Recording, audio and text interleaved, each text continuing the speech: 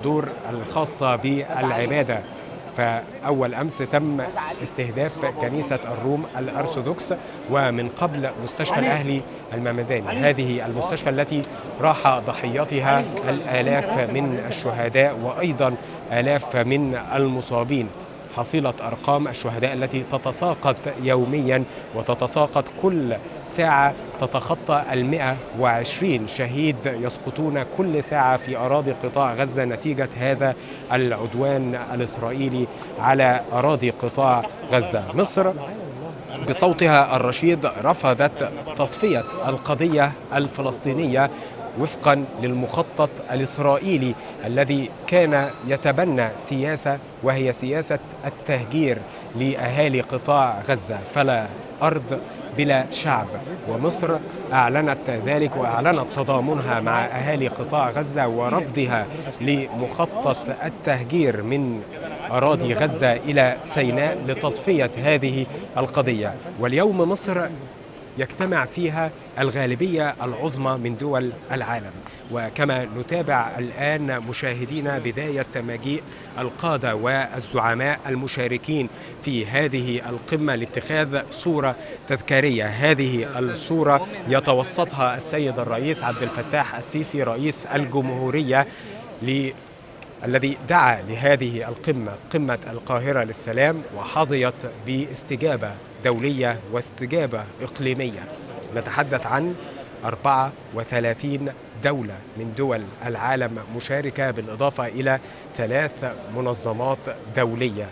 كما نتابع في هذه الصورة التذكارية وقوف واصطفاف القادة والزعماء يتوسطهم السيد الرئيس عبد الفتاح السيسي رئيس الجمهورية، وبجواره ملك البحرين حمد بن عيسى آل خليفة، وأيضا العاهل الأردني، وبجواره الرئيس محمود عباس أبو مازن صاحب القضية الفلسطينية، الرئيس الفلسطيني، وجنبه وبجواره أيضا محمد المنيفي وعدد من قيادات وزعماء دول المنطقة. وتم الآن اتخاذ هذه الصورة التذكارية التي سوف تكتب بأحرف من نور كيف كانت مصر دولة سلام، كيف كانت مصر دائما وأبدا دولة تنادي بالسلام وتدعو بأن يعم السلام في المنطقة. كل هذه الدول أتت إلى هنا، أتت إلى العاصمة الإدارية الجديدة من أجل إدراك تام وجيد منهم بأن مفتاح استقرار المنطقة ومفتاح القضية الفلسطينية يكمن هنا، يكمن في مصر. مصر الصوت العاقل الرشيد.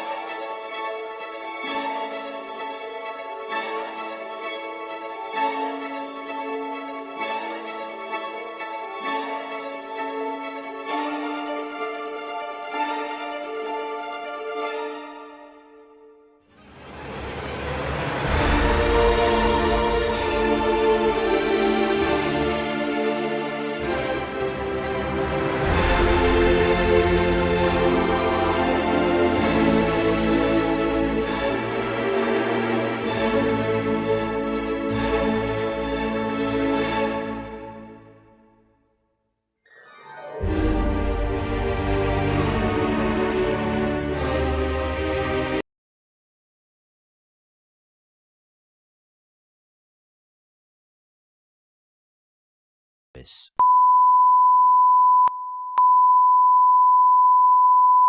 This is the primary audio circuit for the Reuters live service.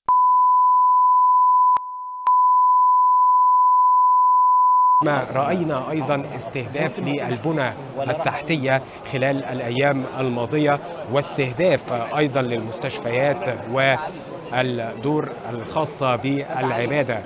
فأول أمس تم استهداف كنيسة الروم الأرثوذكس، ومن قبل مستشفى الأهلي الممداني، هذه المستشفى التي راح ضحيتها الآلاف من الشهداء وأيضا آلاف من المصابين. حصيلة أرقام الشهداء التي تتساقط يوميا وتتساقط كل ساعة تتخطى 120 شهيد يسقطون كل ساعة في أراضي قطاع غزة نتيجة هذا العدوان الإسرائيلي على أراضي قطاع غزة. مصر بصوتها الرشيد رفضت تصفية القضية الفلسطينية وفقا للمخطط الإسرائيلي الذي كان يتبنى سياسة وهي سياسة. اسمحوا لي في مستهل أعمال القمة أن ألقي كلمة لمصر.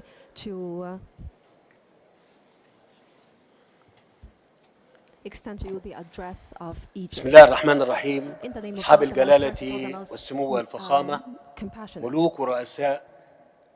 ملوك وأمراء ورؤساء الدول والحكومات، أصحاب المعالي، السادة رؤساء الوفود، الحضور الكريم، نلتقي اليوم بالقاهرة في أوقات صعبة تمتحن إنسانيتنا قبل مصالحنا، تختبر عمق إيماننا بقيمة الإنسان وحقه في الحياة، وتضع المبادئ التي ندعي أننا نعتنقها في موضع التساؤل والفحص. وأقول لكم بصراحة إن شعوب العالم كله وليس فقط شعوب المنطقة تترقب بعيون متسعة مواقفنا في هذه اللحظة التاريخية الدقيقة، اتصالاً بالتصعيد العسكري الحالي منذ 7 أكتوبر الجاري في إسرائيل والأرض الفلسطينية. إن مصر تدين بوضوح كامل استهداف أو قتل أو ترويع كل المدنيين المسالمين، وفي الوقت ذاته تعبر عن دهشتها البالغة من أن يقف العالم متفرجاً على أزمة إنسانية كارثية يتعرض لها 2.5 مليون إنسان فلسطيني في قطاع غزة، يفرض عليهم عقاب جماعي وحصار وتجويع وضغوط عنيفة للتهجير القسري، في ممارسات نبذها العالم المتحضر الذي أبرم الاتفاقيات وأسس القانون الدولي والقانون الدولي الإنساني لتجريمها ومنع تكرارها، مما يدفعنا لتأكيد دعوتنا بتوفير الحماية الدولية للشعب الفلسطيني والمدنيين الأبرياء. ودعوني أتساءل بصراحة، أين قيم الحضارة الإنسانية التي شيدناها على امتداد الألفيات والقرون؟ أين المساواة بين أرواح البشر دون تمييز أو تفرقة أو معايير مزدوجة؟ إن مصر منذ اللحظة الأولى انخرطت في جهود مضنية آناء الليل وأطراف النهار لتنسيق وإرسال المساعدات الإنسانية إلى المحاصرين في غزة. لم تغلق معبر رفح البري في أي لحظة، إلا أن القصف الإسرائيلي المتكرر لجانبه الفلسطيني حال دون عمله. وفي هذه الظروف الميدانية القاسية اتفقت مع الرئيس الأمريكي على تشغيل المعبر بشكل مستدام بإشراف وتنسيق كامل مع الأمم المتحدة ووكالة الأونروا وجمعية الهلال الأحمر الفلسطيني، وأن يتم توزيع المساعدات بإشراف الأمم المتحدة على السكان في قطاع غزة. السادة الحضور، إن العالم لا يجب أن يقبل استخدام الضغط الإنساني للإجبار على التهجير، وقد أكدت مصر وتجدد التشديد على الرفض التام للتهجير القسري للفلسطينيين ونزوحهم إلى الأراضي المصرية في سيناء، إذ أن ذلك ليس إلا تصفية نهائية للقضية الفلسطينية وإنهاء لحلم الدولة الفلسطينية المستقلة وإهداراً لكفاح الشعب الفلسطيني والشعوب العربية والإسلامية بل وجميع الأحرار في العالم على مدار 75 عاماً في عمر القضية الفلسطينية. ويخطئ في فهم طبيعة الشعب الفلسطيني من يظن أن هذا الشعب الأبي الصامد راغب في مغادرة أرضه حتى لو كانت هذه الأرض تحت الاحتلال أو القصف، كما أؤكد للعالم بوضوح ولسان مبين وبتعبير صادق عن إرادة وعزم جميع أبناء الشعب المصري فرداً إن تصفية القضية الفلسطينية دون حل عادل لن يحدث، وفي كل الأحوال لن يحدث أبداً على حساب مصر.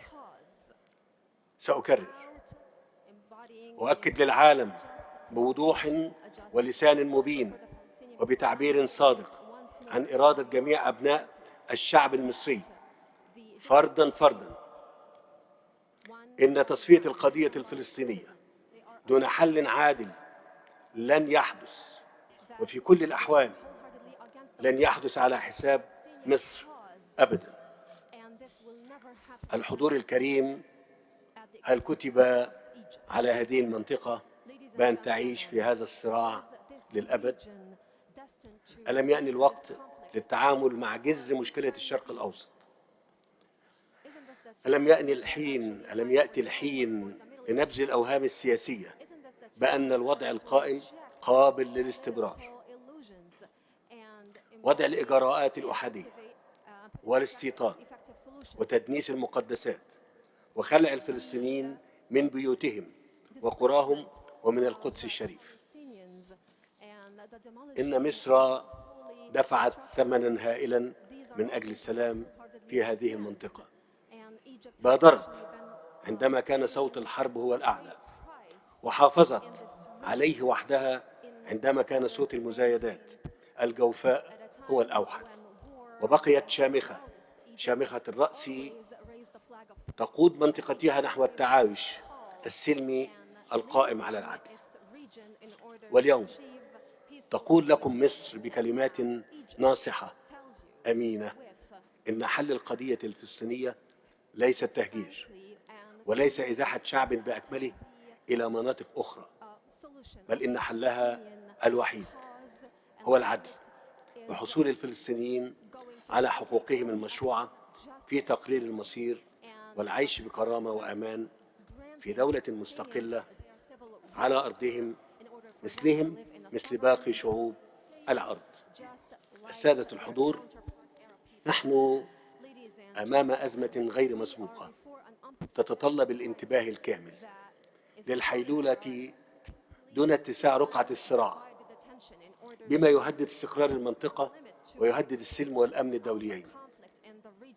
ولذلك فقد وجهت لكم الدعوة اليوم لنناقش معا ونعمل على التوصل إلى توافق محدد على خارطة طريق تستهدف إنهاء المأساة الإنسانية الحالية وإحياء مسار السلام من خلال عدة محاور تبدأ بضمان التدفق الكامل والآمن والسريع والمستدام للمساعدات الإنسانية لأهل غزة، وتنتقل فوراً إلى التفاوض حول التهدئة ووقف إطلاق النار، ثم البدء العاجل في مفاوضات لإحياء عملية السلام وصولاً لأعمال حل الدولتين وإقامة الدولة الفلسطينية المستقلة التي تعيش جنباً إلى جنب مع إسرائيل على أساس مقررات الشرعية الدولية،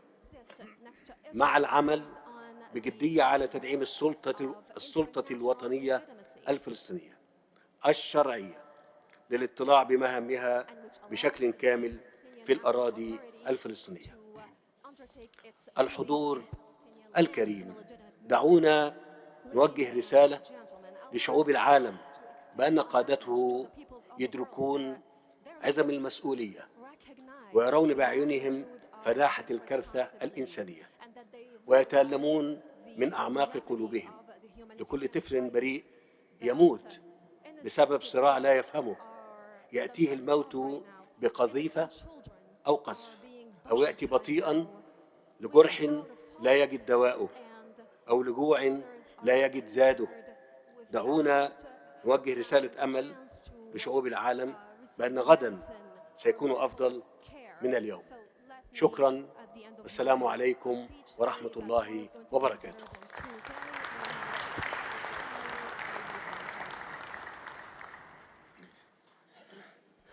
اسمحوا لي أن أعطي الكلمة لجلالة الملك عبد الله فليتفضل. شكرا فخامة الرئيس. بسم الله الرحمن الرحيم، والصلاة والسلام على سيدنا محمد نبي العربي الهاشمي الأمين. أخي فخامة الرئيس عبد الفتاح السيسي، أصحاب الجلالة والفخامة والسمو، السلام عليكم ورحمة الله وبركاته. أتوجه بالشكر لفخامة الرئيس على الدعوة لاجتماعنا في هذا الوقت العصيب من أجل العمل معا وفورا على وقف الكارثة الإنسانية التي تدفع منطقتنا كلها نحو الهاوية. اسمحوا لي أن أتوجه بالحديث بالإنجليزي إلى أصدقائنا من أوروبا والعالم الموجودين معنا اليوم، فرسالتي لهم: My friends, Assalamu alaikum wa rahmatullahi wa barakatuh. This is how Muslims and Arabs greet others, with a wish for the other to be blessed with peace and the mercy of God. Our region came with a message of peace, the Pact of Umar, issued at the gates of Jerusalem almost 15 centuries ago, more than 1,000 years before the Geneva Conventions, ordered Muslim soldiers not to kill a child, a woman, or an old person, not to destroy a tree, not to harm a priest, not to destroy a church. Those are the rules of engagement that Muslims must accept and abide by, as all those who believe in our common humanity. All civilian lives matter. My friends, I am outraged and grieved by those acts of violence waged against innocent civilians in Gaza, in the West Bank, and Israel. The relentless bombing campaign underway in Gaza, as we speak, is cruel and unconscionable on every level. It is collective punishment of a besieged and helpless people. It is a flagrant violation of international humanitarian law. It is a war crime. Yet the deeper the crisis cuts of cruelty, the less the world seems to care.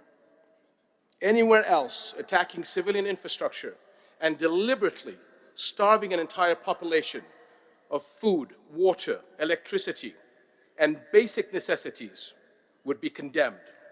Accountability would be enforced immediately, unequivocally. And it has been done before, recently, in another conflict, but not in Gaza. It's been 2 weeks since Israel put in place the complete siege of the Gaza Strip, and still, for the most part, global silence. Yet the message the Arab world is hearing is loud and clear. Palestinians' lives matter less than Israeli ones. Our lives matter less than our lives. The application of international law is optional, and human rights have boundaries. They stop at borders, they stop at races, and they stop at religions. That is a very, very dangerous message, as the consequences of continued international apathy and inaction will be catastrophic on us all. My friends, we cannot let raw emotions dictate the moment. Our priorities today are clear and urgent. First, an immediate end to the war in Gaza, the protection of civilians, and the adoption of a unified position that indiscriminately condemns the targeting of all civilians in line with our shared values and international law, which loses all value if it is implemented selectively. Second, the sustained and uninterrupted delivery of humanitarian aid, fuel, food, and medicines to the Gaza Strip. Third, the unequivocal rejection of the forced displacement or internal displacement of the Palestinians. This is a war crime according to international law and a red line for all of us. This conflict, my friends, did not start 2 weeks ago, and it will not stop if we continue down this blood-soaked path. We know all too well that it will only lead to more of the same, a zero-sum game of death and destruction, of hatred and hopelessness played on repeat. Today, Israel is literally starving civilians in Gaza, but for decades, Palestinians have been starved of hope, of freedom, and a future. Because when the bombs stop falling, Israel is never held accountable. The injustices of occupation continue, and the world walks away until the next round of violence. The bloodshed we are witnessing today is the price of that, of failing to make tangible progress towards a political horizon that brings peace for Palestinians and Israelis alike. Israeli leadership must realize that there is no military solution to its security concerns, that it cannot continue to sideline the 5 million Palestinians living under its occupation, denied of their legitimate rights, and the Palestinian lives are no less valuable than Israeli lives.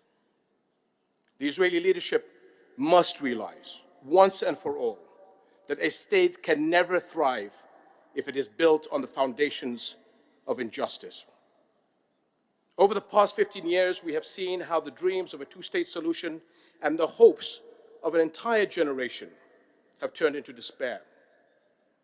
This has been the policy of hardline Israeli leadership to focus solely on security over peace and create new illegal realities on the ground that render an autonomous Palestinian state unviable.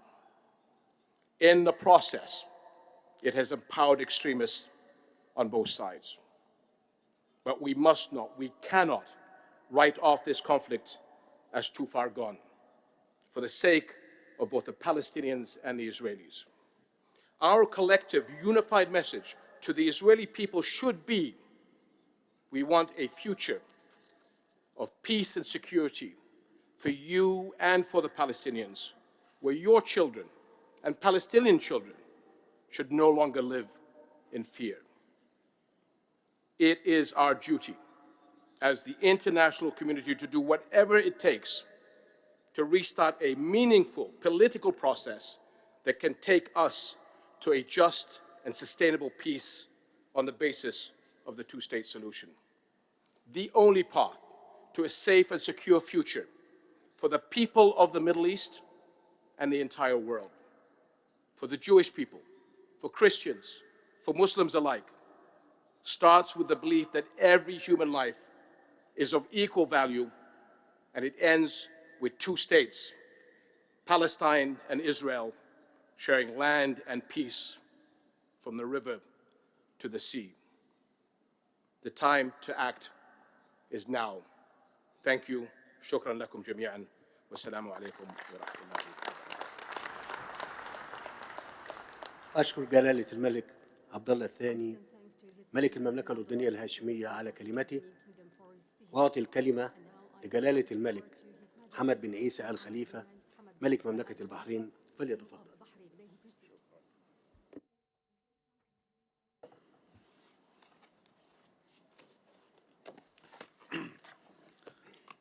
بسم الله الرحمن الرحيم.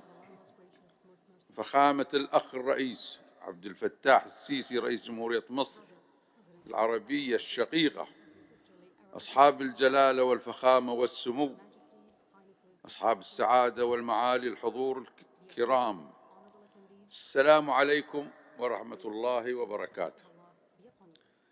يسرنا في البداية أن نتوجه بجزيل الشكر والتقدير إلى أخينا فخامة الرئيس عبد الفتاح السيسي رئيس جمهورية مصر العربية الشقيقة على دعوته الكريمة لعقد هذه القمة الإقليمية الدولية المهمة. نجتمع اليوم من أجل السلام والخير وصالح الشعوب، ونستذكر عقد أول مؤتمر دولي لصانعي السلام في عام 1996 ميلادي في شرم الشيخ، وهذا ما عهدناه في الشقيقة مصر وقيادتها الحكيمة ودعوتها الدائمة للسلام والتآزر وخير الأوطان. ونحن اليوم نؤكد موقف مملكة البحرين الثابت والداعم للحقوق المشروعة للشعب الفلسطيني الشقيق في إقامة دولته المستقلة ذات السيادة على حدود 4 يونيو 1967 وعاصمتها القدس الشرقية، وفقا لحل الدولتين وقرارات الأمم المتحدة لما فيه الخير لنا جميعا. ولدينا إدراك راسخ بأن حل الدولتين ضمانة حقيقية للتعايش بين الشعبين الفلسطيني والإسرائيلي جنبا إلى جنب في أمان وسلام ووئام، لأنه لن يكون هناك استقرار في الشرق الأوسط دون تأمين الحقوق المشروعة للشعب الفلسطيني الشقيق وصولا إلى السلام العادل والشامل والمستدام في المنطقة. وأننا في مملكة البحرين قد اتخذنا خيارنا الاستراتيجي للسلام لتحقيق مزيد من الأمن والاستقرار في ضوء نهجنا الداعي للسلام وتمسكنا بمبادئ الحوار والنهج السلمي والحضاري كسبيل وحيد لتسوية النزاعات وتوفير فرص الأمن والنماء والازدهار لشعوب المنطقة كافة. إن تطورات الأحداث في غزة ومعاناة الشعب الفلسطيني الشقيق والظروف الصعبة القاسية التي يمر بها تؤكد الحاجة الملحة إلى احتواء هذه الأزمة الخطيرة وتأثيراتها الإنسانية، وتتطلب جهداً دبلوماسياً متواصلاً بين كافة الأطراف الإقليمية والدولية لوقف التصعيد وإنهاء العمليات العسكرية وتوفير الحماية للمدنيين الأبرياء من الجانبين من انعكاسات هذه الحرب، والإفراج عن جميع الأسرى والرهائن والمحتجزين، وتسهيل وصول المساعدات الطبية والغذاء والماء والوقود والكهرباء إلى قطاع غزة بموجب القانون الدولي الإنساني، والكف عن أي ممارسات من شأنها اتساع دائرة العنف، مؤكدين رفضنا القاطع لتهجير شعب غزة الشقيق من أرضه وأرض أجداده. حضور الكرام، إن قرار الحرب والسلم يبنى على أساس الاتفاقيات والمعاهدات والإجراءات الدستورية لكل بلد. أما إيقاف الحرب فهو ما تنص عليه الشريعة الإنسانية والقانون الدولي. وفي الختام نجدد تأييدنا للدور المحوري لجمهورية مصر العربية الشقيقة بقيادة فخامة الرئيس عبد الفتاح السيسي وإسهاماتها التاريخية في دعم القضية الفلسطينية وحماية الأمن القومي العربي، وثقتنا في خروج هذه القمة بنتائج مثمرة ومخرجات بناءة تعزز تطلعاتنا المشتركة نحو تكريس واستدامة الأمن والسلام والازدهار لجميع شعوب المنطقة. شكرا لكم والسلام عليكم ورحمة الله وبركاته. أشكر جلالة الملك محمد بن عيسى الخليفة ملك مملكة البحرين، وأعطي الكلمة لفخامة السيد سيريل رامافوزا رئيس جنوب أفريقيا، فليتفضل.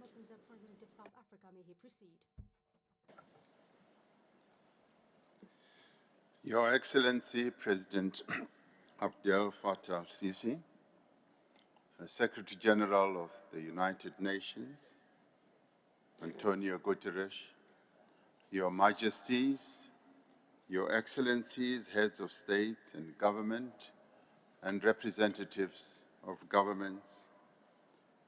President Sisi, thank you for convening this important summit that hopefully will raise the awareness of the world of what is happening in this part of the world, and hopefully come up with a roadmap to a meaningful solution. Thank you for your courage and your vision that even during the midst of this conflict, you should be able to convene such high-standing leaders to come together to share ideas on what needs to be done. We gather here united by our deep concern at the unprecedented conflict that has engulfed Gaza and Israel, and our distress at the depth and extent of human suffering. As South Africa, we hold the firm view that the attack on civilians in Israel and the ongoing siege of Gaza and the decision to forcibly move the people of Gaza, together with the indiscriminate and cruel use of force through bombing, destruction of infrastructure, that these are violations of international law. More than that, these attacks are an affront to our common humanity. We call for an immediate cessation of hostilities. We call for the release of hostages, the lifting of the siege of Gaza, and we also call for the opening of humanitarian corridors so that basic necessities such as food, medicines can go through, so that provisions of human aid that are required for the people of Palestine can go through. We also call for a United Nations-led negotiation process towards resolving the Israeli-Palestinian conflict. The international community has a duty and a responsibility to support peace and to create favorable conditions for negotiations and dialogue. As South Africans, we can relate to what is happening to Palestinians.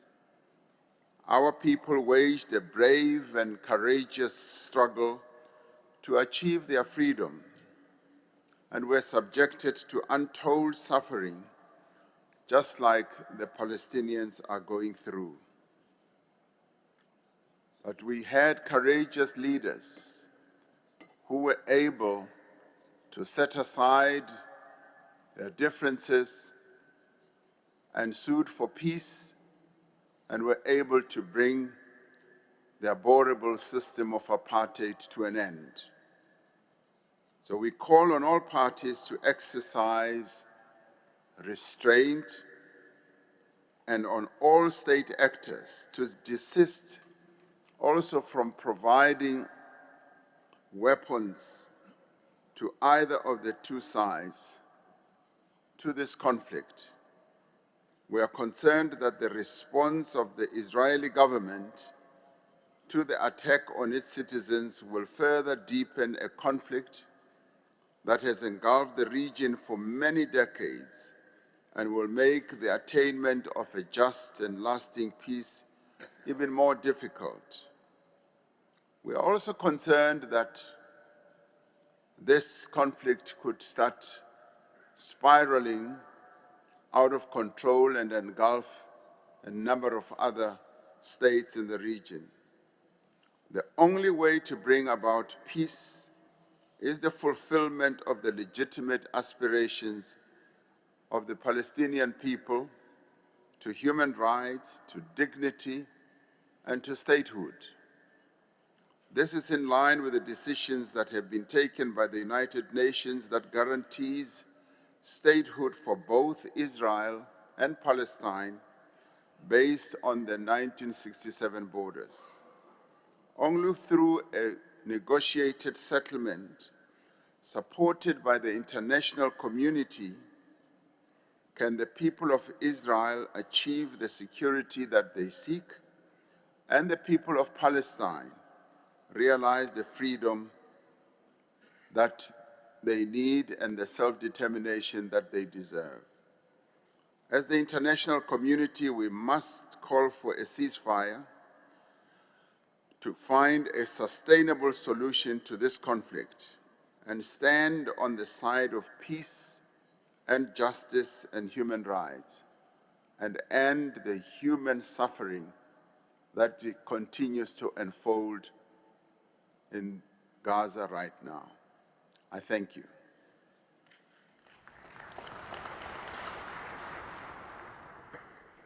أشكر فخامة الرئيس رامافوزا على كلمته وأعطي الكلمة لفخامة السيد محمود عباس رئيس السلطة الفلسطينية فليتفضل.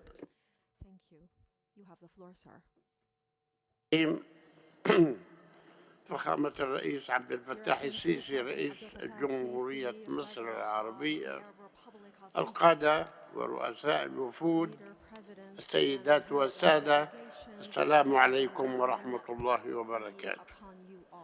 ينعقد هذا الاجتماع اليوم في ظروف غاية في الصعوبة والقسوة، حيث يواجه شعبنا الفلسطيني الأعزل عدوانا غاشما ووحشيا من قبل آلة الحرب الإسرائيلية التي تنتهك المحرمات والقانون الدولي الإنساني باستهدافها آلاف المدنيين غالبيتهم من الأطفال والنساء والمنشآت دون تمييز، وبخاصة المشافي والمدارس ومراكز إيواء المدنيين الناجين من ويلات الحرب وقصف بيوتهم.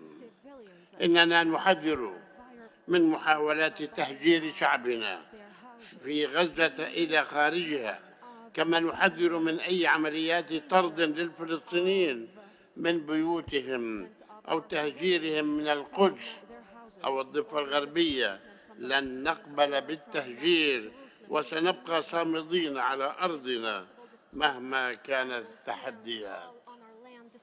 لقد طالبنا منذ اليوم الأول بوقف هذا العدوان الهمجي على الفور وفتح ممرات إنسانية لإدخال مواد الإغاثة والطبية وتوفير المياه والكهرباء، ولكن حكومة الاحتلال الإسرائيلي لم تسمح بذلك. من ناحية أخرى نحذر من مواصلة اعتداءات قوات الاحتلال وإرهاب المستوطنين ضد المدنيين العزل في الضفة الغربية والقدس، واعتداءات مجموعات المتطرفين على المقدسات الإسلامية والمسيحية. ونجدد التأكيد على رفضنا الكامل لقتل المدنيين من الجانبين وإطلاق سراح المدنيين والأسرى والمعتقلين كافة، ونؤكد بأننا نلتزم بالشرعية الدولية والاتفاقات الموقعة ونبذ العنف واتخاذ الطرق السلمية والقانونية لتحقيق أهدافنا الوطنية. هذه هي سياسات دولة فلسطين ومنظمة التحرير الفلسطينية الممثل الشرعي والوحيد للشعب الفلسطيني. فخامة الرئيس، القادة ورؤساء الوفود، هذه هي اللحظة التي يجب على الجميع التحلي فيها بالحكمة والنظرة نحو المستقبل. ونحن نرى أن دوامة العنف تتجدد كل فترة بسبب غياب العدالة والحقوق المشروعة للشعب الفلسطيني.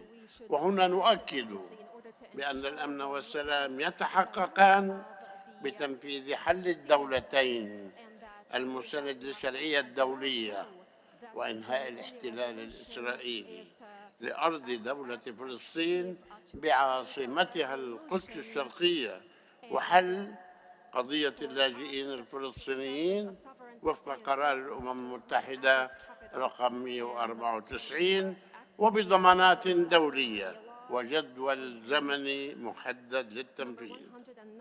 وإنني أدعو لأن يتحمل مجلس الأمن مسؤولياته لحماية الشعب الفلسطيني وحصول دولة فلسطين على عضويتها الكاملة واعتراف باقي دول العالم بدولة فلسطين، والذهاب إلى مؤتمر دولي للسلام برعاية دولية لتحقيق هدف السلام المنشود. أشكر فخامة الرئيس عبد الفتاح السيسي رئيس جمهورية مصر العربية على دعوته واستضافته لهذا المؤتمر، وأشكر جميع الأطراف المشاركة وكل من يقدم يد العون لشعبنا في هذه الظروف الصعبة والمصيرية. أيها السيدات والسادة، لن نرحل وسنبقى في أرضنا، والسلام عليكم ورحمة الله وبركاته. أشكر فخامة السيد محمود عباس رئيس السلطة الفلسطينية، وأعطي الكلمة لفخامة السيد نيكوس خريستودوليدس رئيس قبرص، فليتفضل.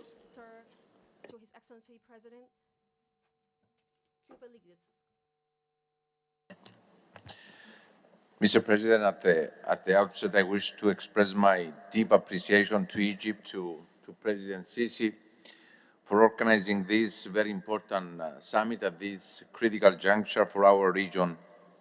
Egypt's role as a bedrock and promoter of peace and stability in this region is very critical.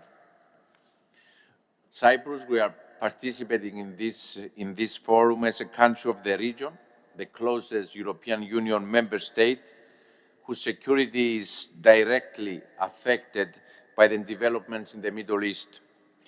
We are also present as a neighboring country with excellent relations with all countries of the region, ready to contribute and assist in any way possible to de-escalate this conflict and facilitate the transfer of humanitarian assistance. The high-level representation is indicative of the urgency to overcome the crisis and to engage in dialogue in order to find viable solutions to the complex and recurring challenges our region faces. And in this regard, Cyprus' approach to tackling the current crisis is governed by the following elements. First, terrorism is a common threat for all countries and there is never any justification. We have therefore unequivocally condemned Hamas terrorist attack on October 7. Second, the fact that Hamas does not represent Palestinian people or the Palestinian cause. Third, the right to self-defense must always be exercised in line with international law, including international humanitarian law. Four, the need for permanent de-escalation. Fifth, the vital importance of protecting all civilians. The targeting of civilians and civilian infrastructure is unacceptable. Six, ensuring that humanitarian assistance reaches Gaza. Seven, the need for the immediate and unconditional release of all hostages. Eight, the recommitment to a viable two-state solution in line with the parameters reflected in relevant UN Security Council resolutions. This can be the only viable solution to the problem, and it is clear that we have no other option but to create the conditions for the resumption of meaningful peace process. Dear friends, our region cannot afford to continue addressing its crisis in firefighting mode. What this crisis, the current crisis, as well as other crises have taught us is that there are no frozen conflicts. That in the absence of a viable, lasting peace, there is always the risk of erupting conflict with devastating consequences and ripple effects. In the vacuum created in the absence of fair and viable political solutions that address the root causes of conflicts, we will not see an end to the cycle of violence. The current conflict also presents a serious national security threat that cannot be overstated and should not be underestimated, particularly for the countries of the region. For example, Egypt and Jordan are shouldering enormous migratory burden. They cannot be expected to have more. Moreover, we fully understand and appreciate Egypt's legitimate real concerns because we know that Egypt is a catalyst of stability in our region and its security should not and cannot be jeopardized. We also share the fear that, as has often been the case in the past, our neighborhood will disproportionately bear the brunt of the consequences of this conflict. We cannot be expected to do that on our own. This is not a regional crisis of limited concern or impact. It is fundamentally a question of international peace and security and a challenge that our global collective security system must respond to.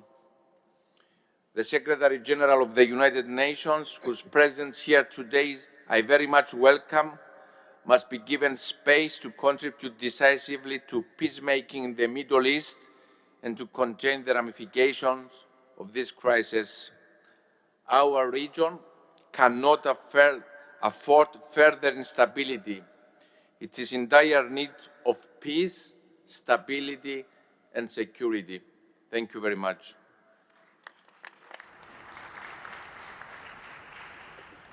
أشكر فخامة السيد نيكوس خريستوديانيديس رئيس قبرص وأعطي الكلمة لمعالي السيد أنطونيو غوتيريش الأمين العام للأمم المتحدة فليتفضل.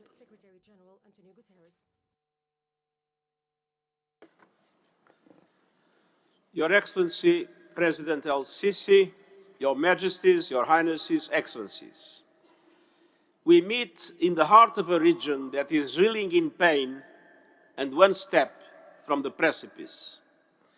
A region where it is impossible not to be rocked to the core by heart-wrenching, soul-searing images of suffering. Yesterday, I went to the Rafah border crossing. There I saw a paradox, a humanitarian catastrophe playing out in real time. On the one hand, I saw hundreds of trucks teeming with food and other essential supplies. On the other hand, we know that just across the border, there are 2 million people without water, food, fuel, electricity, and medicine. Children, mothers, the elderly, the sick. Full trucks on one side, empty stomachs on the other. Those trucks need to move as quickly as possible in a massive, sustained and safe way from Egypt into Gaza.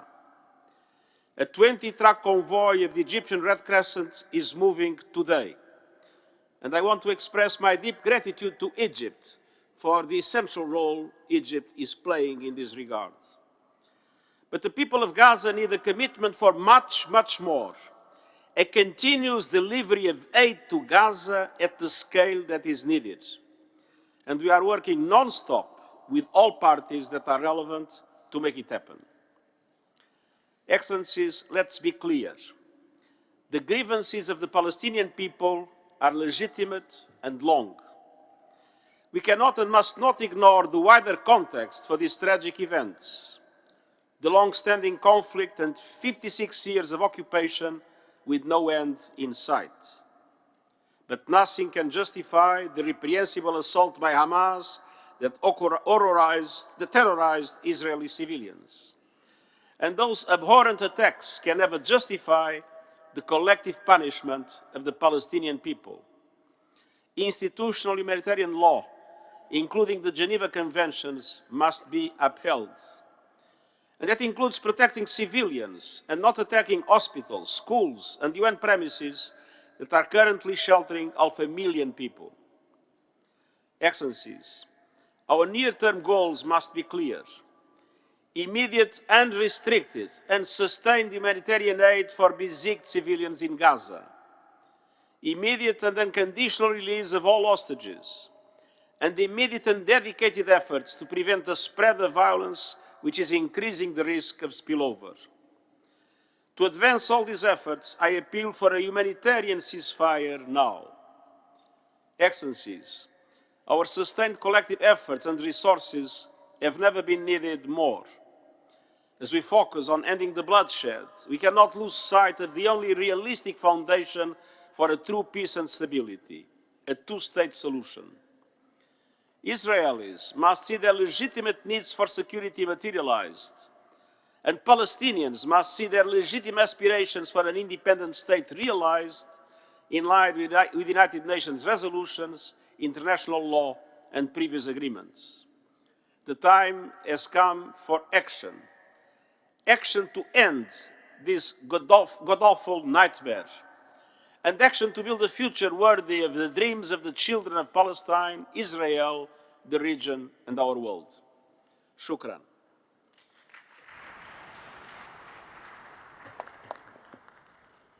أشكر معالي السيد أنطونيو جوتيريش الأمين العام للأمم المتحدة، وأعطي الكلمة لمعالي السيد شارل ميشيل رئيس المجلس الأوروبي، فليتفضل.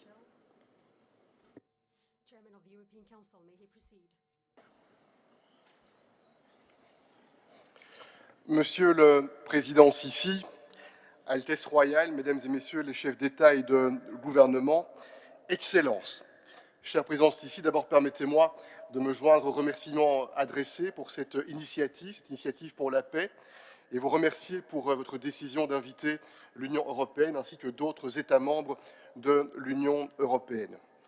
L'Union européenne est un projet politique qui a été fondé au siècle passé, après la tragédie de 2 guerres mondiales. Et c'est la réconciliation, c'est le courage et la volonté de responsables politiques visionnaires qui a permis de mettre en place ce projet. Et je voudrais aujourd'hui vous lire l'article 3 du traité fondateur sur l'Union européenne qui dit ceci. L'Union contribue à la paix, à la sécurité, au développement durable de la planète, à la solidarité et au respect mutuel entre les peuples, et à la protection des droits de l'homme, en particulier ceux de l'enfant, ainsi qu'au strict respect et au développement du droit international, notamment au respect des principes de la Charte des Nations Unies. Et c'est cette déclaration qui est ancrée dans le traité qui doit guider la manière dont l'Union européenne agit sur le terrain international. Il ne peut pas y avoir de double standard, il doit avoir une ligne droite que nous devons adopter. Et c'est inspiré par ces convictions partagées par les 27 chefs d'État et de gouvernement qui, il y a quelques jours, ont répété ce message d'unité de l'Union européenne que je voudrais partager avec vous.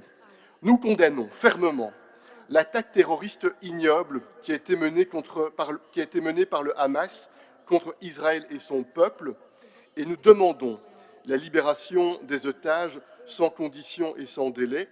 Et à cet égard, je voudrais remercier ceux autour de cette table qui, je le sais, sont mobilisés dans des efforts de médiation pour permettre que des progrès puissent être réalisés sur la libération des otages. Nous affirmons l'importance de protéger les civils et de protéger les infrastructures civiles, toujours et partout et en tout temps. Et enfin, nous affirmons le droit d'Israël à se défendre. Ce droit à se défendre doit se réaliser en conformité avec le droit international et avec le droit international humanitaire. Pour la suite maintenant, il nous semble qu'il y a 3 points qui sont importants et pour lesquels, Monsieur le Président, ici, je vous remercie de nous avoir rassemblés autour d'une même table. Le premier point, il touche à la mobilisation pour ouvrir des accès humanitaires, pour faire en sorte que les plus vulnérables aient accès à l'eau, à l'électricité, à la nourriture, à des médicaments. Et je le dis, un siège total est contraire au droit international. Et je voudrais saluer, cher secrétaire général, vos efforts et ceux de vos équipes avec les autorités égyptiennes pour tenter de progresser sur ce sujet avec des premiers camions qui vont pouvoir apporter un certain nombre de biens de première nécessité. Enfin, je voudrais vous indiquer que l'Union européenne est conséquente. Nous avons l'intention de maintenir nos efforts en termes d'assistance aux plus vulnérables et nous avons annoncé le triplement de l'aide humanitaire. Le deuxième point que je veux mentionner, c'est notre responsabilité. C'est notre devoir à chacune et à chacun de travailler et d'œuvrer de concert pour éviter l'escalade régionale, contenir le conflit et mettre fin au cycle de violence. Ça doit être notre ambition commune et en cela, cher président Sissi, cette réunion est importante, on a un devoir, on a une responsabilité. Et puis, le troisième point que je souhaite mettre en évidence, et tout l'ont dit avant moi, c'est la nécessité de mettre tous nos efforts en œuvre pour aller vers une solution durable qui doit être fondée sur la solution à 2 États. Je souligne l'initiative du haut représentant Borrell, il y a quelques mois, en marge de l'Assemblée générale de New York, qui avait lancé cette initiative, cette journée d'initiative pour la paix, qui a rassemblé de très nombreux pays autour de cet objectif commun.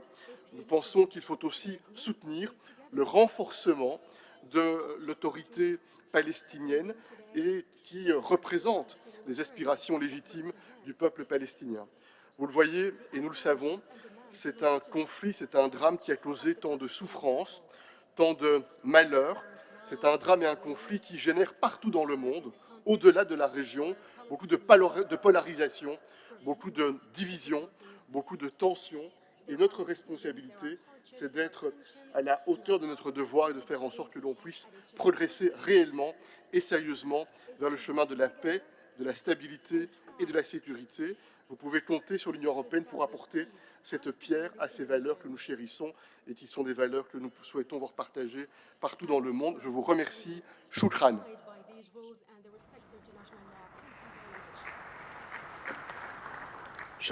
شكرا للسيد شارم بشير رئيس المجلس الأوروبي. وأعطي الكلمة لفخامة السيد محمد ولد الشيخ العزواني رئيس الجمهورية الإسلامية الموريتانية فليتفضل. بسم الله الرحمن الرحيم. صلى الله على النبي الكريم. فخامة الرئيس عبد الفتاح السيسي رئيس جمهورية مصر العربية. أصحاب الجلالة والفخامة والسمو والمعالي. أيها السادة والسيدات. أتقدم بداية بالشكر الجزيل إلى فخامة الرئيس عبد الفتاح السيسي على مبادرته القيمة بدعوته إلى هذه القمة استجابة للظرف الاستثنائي الذي يمر به قطاع غزة وانعكاساته الهدامة على المنطقة حالا ومآلا. إن الوضع الراهن في المنطقة كارثي بكل المقاييس وما يتعرض له المدنيون العزل ينافي كل القيم والمبادئ ويصادم مرتكزات الوجدان البشري الفطري بما يشهده من تدمير وحصار وجرائم صارخة ضد الإنسانية، يمثل مستشفى المحمداني إحدى أفظع صورها. إن استمرار هذا الوضع ينذر بفوضى عارمة في الشرق الأوسط بمجمله، لا يمكن التنبؤ بمآلاتها ولا بحجم آثار مفاعيلها السلبية على المنطقة ككل والعالم بأسره. وتستدعي خطورة الوضع القائم بإلحاح هبة قوية من الجميع وبذلا لكل الجهود الممكنة من أجل تداركه. فلا بد من الإسراع في إيجاد ممرات آمنة لإيصال المساعدات الإنسانية العاجلة وإعادة تأمين الخدمات الأساسية من ماء وكهرباء ودواء ووقود. كما لا بد من العمل على إقرار وقف فوري لإطلاق النار يؤمن إنسيابية حركة المساعدات الإنسانية ويتيح فرصة للعمل على استعادة الأمن والاستقرار. وإن ما تشهده هذه المنطقة من عنف وكوارث ليس إلا نتيجة حتمية وعرضا من أعراض الإشكال المركزي الذي يعصف بأمنها واستقرارها منذ عشرات السنين، والمتمثل في عدم إنفاذ حق الفلسطينيين في إقامة دولتهم ذات سيادة عاصمتها القدس الشرقية. لقد آن الأوان لأن يقتنع الجميع بأنه لن ينعم أحد في هذه المنطقة بسلام أو أمن مستديم إلا بقدر ما ينعم الآخرون به. فالسلام كما الأمن لا يحرز بكسب معركة أو الانتصار في حرب، إذ دوامه مشروط بشموله الجميع. ولذا يتعين علينا وعلى المجتمع الدولي بمجمله العمل بجدية وعزم وصدق إرادة لإيجاد حل تقوم بموجبه دولتان فلسطينية وإسرائيلية تعيشان جنبا إلى جنب في أمن وسلام. وإن أسس هذا الحل موجودة في قرارات الشرعية الدولية وفي المبادرات السياسية كالمبادرة العربية، ولن ينتظم للمنطقة بدونه أمن والاستقرار. وإنني أتطلع أن تساهم هذه القمة في الإسراع بتدارك الوضع الكارثي في قطاع غزة وفي الدفع باتجاه قيام حل الدولتين لأرجو لأعمالها كل التوفيق والنجاح. أشكركم والسلام عليكم.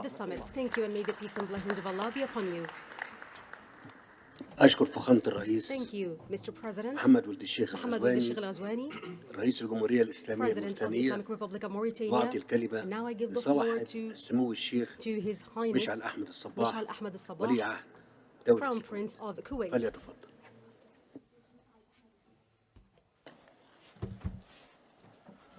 بسم الله الرحمن الرحيم.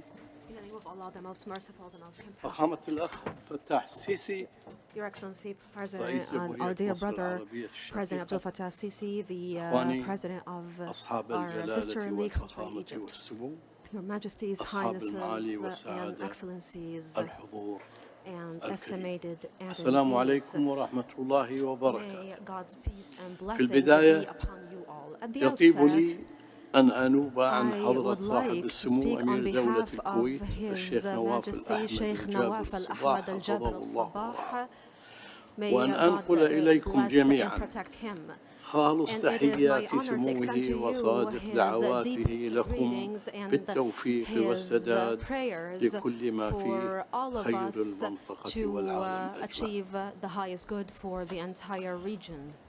ونتقدم بالشكر الجزيل لفخامة الرئيس عبد الفتاح السيسي رئيس جمهورية مصر العربية الشقيقة على عقد هذه القمة التي تأتي في ظل تطورات استثنائية مأساوية يتعرض لها الشعب الفلسطيني الشقيق، وما تحمله هذه التطورات من تداعيات خطيرة على أمن واستقرار المنطقة بل العالم كله.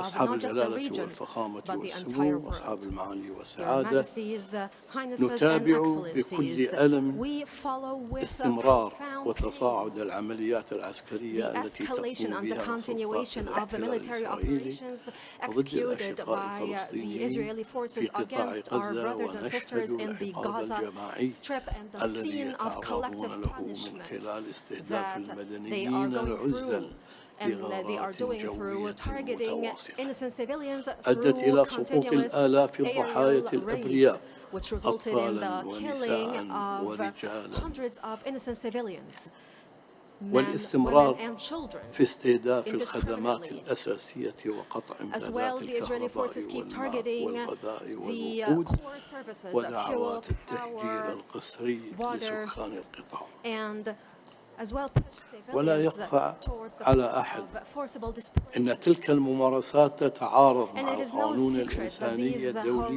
horrendous practices والقرارات violate الدولية the ذات الصلة. provisions and the values and principles أصحاب of الجلالة the والفخامة international law والسمو and وأصحاب the international المعالي والسعادة conventions إن هذه المأساة الإنسانية and the relevant هي international نتيجة عدم conventions. سعي المجتمع الدولي Majesties, Highnesses, لإيجاد and Excellencies, حل these عادل practices are وشامل the outcome ونهائي and the لهذه result of القضية the inactivity of والتعامل the مع international community الانتهاكات to الإسرائيلية tackle this بمعايير مزدوجة case ودولة الكويت effectively.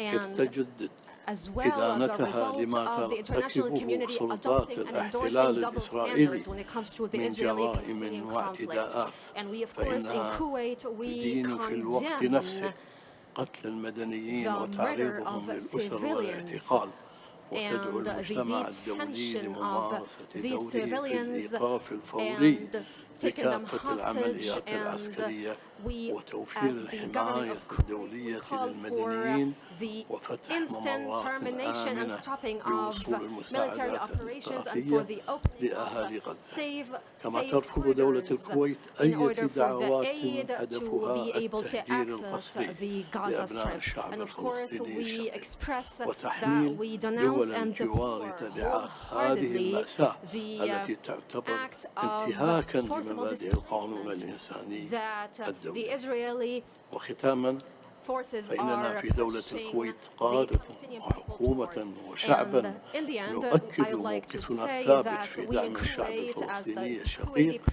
لنيل the حقوقه government, المشروعة we وإقامة affirm دولته the المستقلة right of the على Palestinian حدود people to الرابع have من and to يونيو receive their legitimate 1967 rights, ونجدد تمسكنا and we بخيار reaffirm the السلام importance of العادل establishing an الشامل independent sovereign كخيار Palestinian state in استراتيجي light of وفقا the 4th of June للمرجعيات والقرارات الدولية 1967 ذات الصلة borders. ومبادرة السلام And العربية of course, وبما we affirm our يحقق support الأمن for والاستقرار the للمنطقة Arab Peace وشعوبها. Initiative and all the السلام initiatives عليكم and all the ورحمة relevant الله initiatives وبركاته. that ensure safety and security in the entire region. أشكر صاحب Thank السمو you, الشيخ your مشعل أحمد الصباح Highness Mr. ولي Mishal عهد Ahmed دولة الكويت al-Sabah, the Crown Prince وأدعو of Kuwait. معالي السيد And محمد I now المنيفي call on رئيس Mr. المجلس Mohammed الرئاسي بدولة Benefi, the ليبيا head of the presidential لإلقاء program كلمته with the فليتفضل. presidential council from Libya. Sir, صاحب you have the floor. الفخامة الرئيس عبد الفتاح السيسي Your رئيس Excellency, جمهورية مصر President العربية of Egypt, الشقيقة President Abdel Fattah أصحاب Sisi, head الجلالة of the sisterly country والفخامة Egypt. والسمو السيدات والسادة Excellencies, يطيب Highnesses, لي أن and أعرب عن خالص الشكر Majesties, I وعظيم would الامتنان like to extend my إلى deepest الأخ العزيز gratitude الرئيس to عبد الفتاح السيسي وإلى our حكومة dear brother, وشعب President مصر Abdel Fattah الشقيقة Sisi, and to the people and على government المبادرة of our الشجاعة sisterly بالدعوة country إلى Egypt عقد for their هذا courageous المؤتمر. initiative to الحضور convene الكريم this summit. علينا القيام Dear بواجباتنا estimated تجاه attendees, we الإنسانية have وقيمها to undertake our duties المشتركة towards humanity ومن أجل الحفاظ in على order مصداقية to وقدرة المجتمع الدولي preserve the ونجاعة credibility الشرعية الدولية of the في international صون law الحق and في in حياة order to الشعوب ensure and الواقعة instill تحت international الاحتلال. السيدات legitimacy. والسادة إن ما يحدث Ladies أمام and أنظارنا من gentlemen, what we are استهداف witnessing, لكل من يعيش which is في represented by غزة the targeting of حتى whoever is إن living in the احتموا Gaza Strip, بالمستشفيات even if they والكنائس take والمشاغل hostage in hospitals and حتى churches وإن and احتموا mosques, they بالمستشفيات still get targeted. والكنائس والمساجد في ظل عدم تمكن مجلس الأمن من التوصل إلى تسوية بشأن مشاريع القرارات المعروضة أمامه أو التوافق على صيغ توافقية تؤدي إلى إيقاف العدوان يضع جميع القادة والحكومات في المنطقة أمام تحدي تاريخي نتيجة تأخر مجلس الأمن في القيام بدوره بسرعة قصوى التي توقف ما يجري في قطاع غزة بما يحقق مقاصد ميثاق الأمم المتحدة في حفظ السلم والأمن في جميع أنحاء العالم بحيادية ومسؤولية والاطمئنان إلى أن جميع الدول تحترم وتحفظ مكانة القانون الدولي والقانون الإنساني الدولي. للأسف إن ما تمارسه دولة الاحتلال خلاف مسؤولياتها المنصوص عليها في القانون خلال الأسبوعين الآخرين وعلى مدار 75 عاما تجاوز كل الأوصاف المعهودة لتلك الجرائم والانتهاكات. كل ذلك يحدث على مدار الساعة أمام مرأى ومسمع الجميع.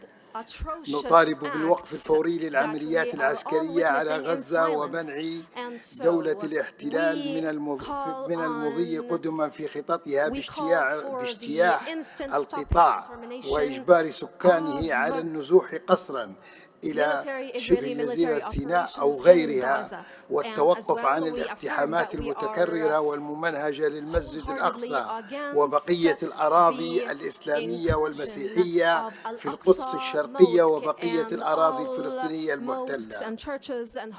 وندعو إلى البدء الفوري برعاية دولية متوازنة ومشاركة عربية في مفاوضات التسوية الشاملة والوضع النهائي على قاعدة حل الدولتين وفق المبادرة العربية للسلام وقرارات الشرعية الدولية التي كانت محل قبول للممثل الشرعي للشعب الفلسطيني كأساس للتفاوض والتسوية، وهو ما يدعو إلى دعوة أشقائنا الفلسطينيين إلى وحدة الصف.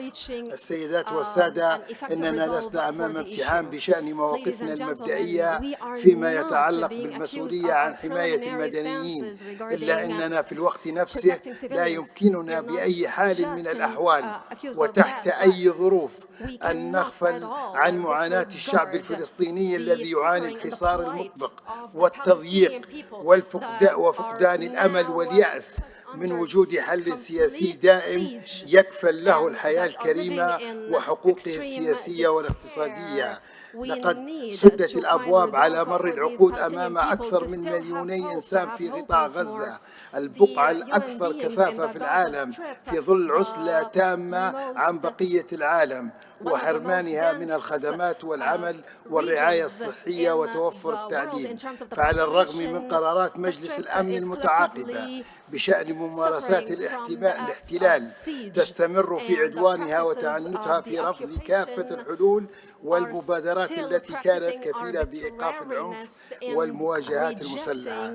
نجدد التأكيد على أننا في هذا الظرف العصيب أمام تحدي حقيقي يحتاج منا للتسلح بالإرادة الجماعية لإيقاف المجازر التي ترتكب بحق الشعب الفلسطيني في قطاع غزة والتي أكدت وقوعها تقارير محايدة وعلى رأسها وكالات الأمم المتحدة التي أنذرت منذ أيام بوقوع كارثة إنسانية تزداد حدة كل يوم وكل ثانية وكل دقيقة نتيجة قطع المياه والكهرباء والإمدادات الغذائية والطبية واستهداف المناطق السكنية والملاجئ والمدارس والمستشفيات وكافة مرافق الرعاية الصحية التي أصبحت أغلبها خارج الخدمة حسب ما أكده تقرير منظمة الصحة العالمية.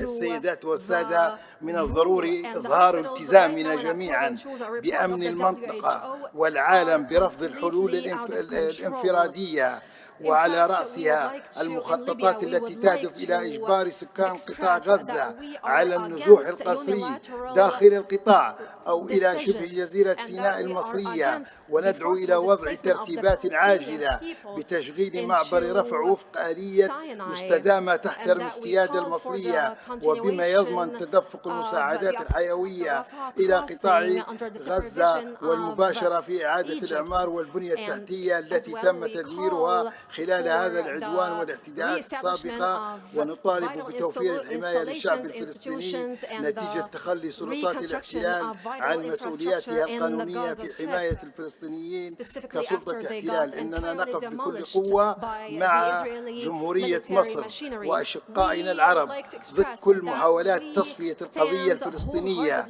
مع الإصرار على إحياء العملية السلمية من أجل التوصل إلى حل عادل وناجز. وهنا أتوجه بالدعوة إلى شركائنا في مجلس الأمن والاتحاد الأوروبي والأمم المتحدة بأن تتولوا مسؤولياتها في رعاية عملية السلام في الشرق الأوسط وفق مبادئ الشرعية الدولية. تقبلوا فخامة الرئيس عبد الفتاح السيسي شكري وتقديري على هذه المبادرة النبيلة، وأتوجه بالشكر والتقدير إلى السادة أصحاب الجلالة والفخامة والسمو وجميع الوفود على حرصهم على الحضور والمشاركة من أجل اتخاذ موقف موحد بإيقاف العدوان والقيام بمسؤوليتنا في حماية السكان المدنيين في غزة والوقوف مع حقهم في الحياة. والسلام عليكم ورحمة الله وبركاته.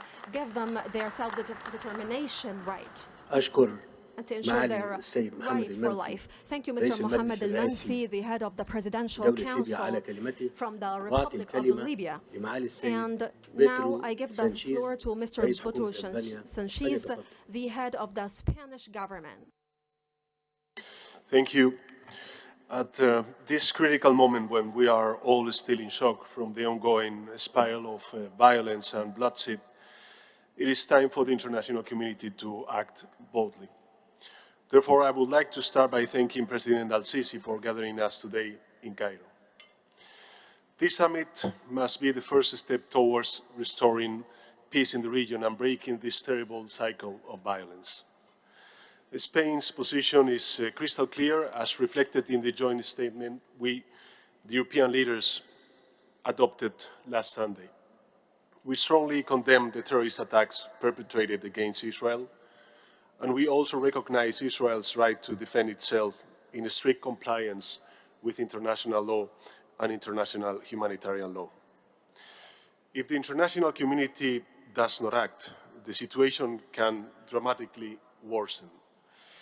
At this point in time, we need to focus both on what is urgent and on what is important. There are three priorities we must address urgently. First, we must protect the civilian population and guarantee humanitarian access to Gaza.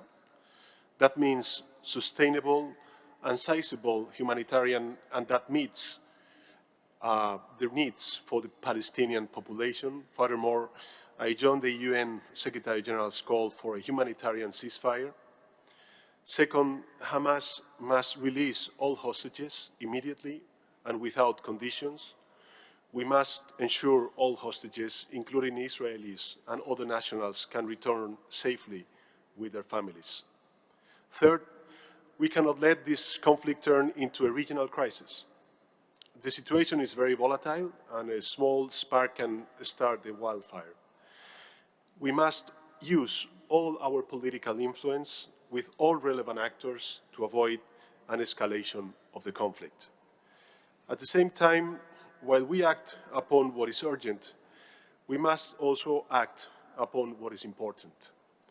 And that means offering the Palestinian people, as well as the Israeli people, a credible prospect for peace, which must be the implementation of the two-state solution.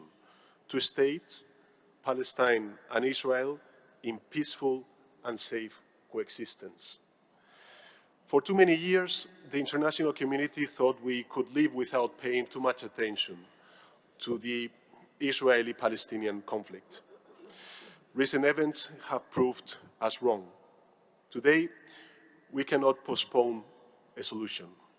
The international community has demonstrated in the past that if there is political will, there is a future.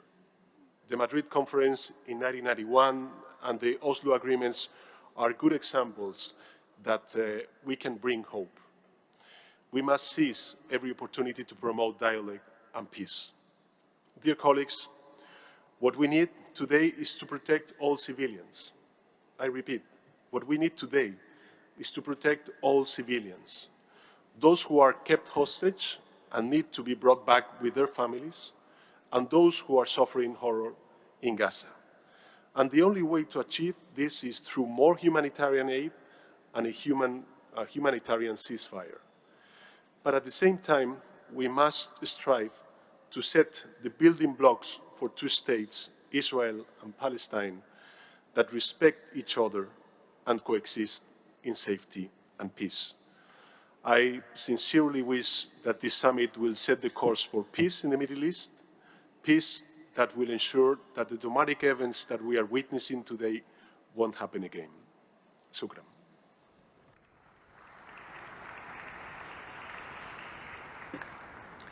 أشكر معالي السيد بيدرو سانشيز رئيس حكومة أسبانيا، وأعطي الكلمة لمعالي السيد كيرياكوس رئيس حكومة اليونان فليتفضل.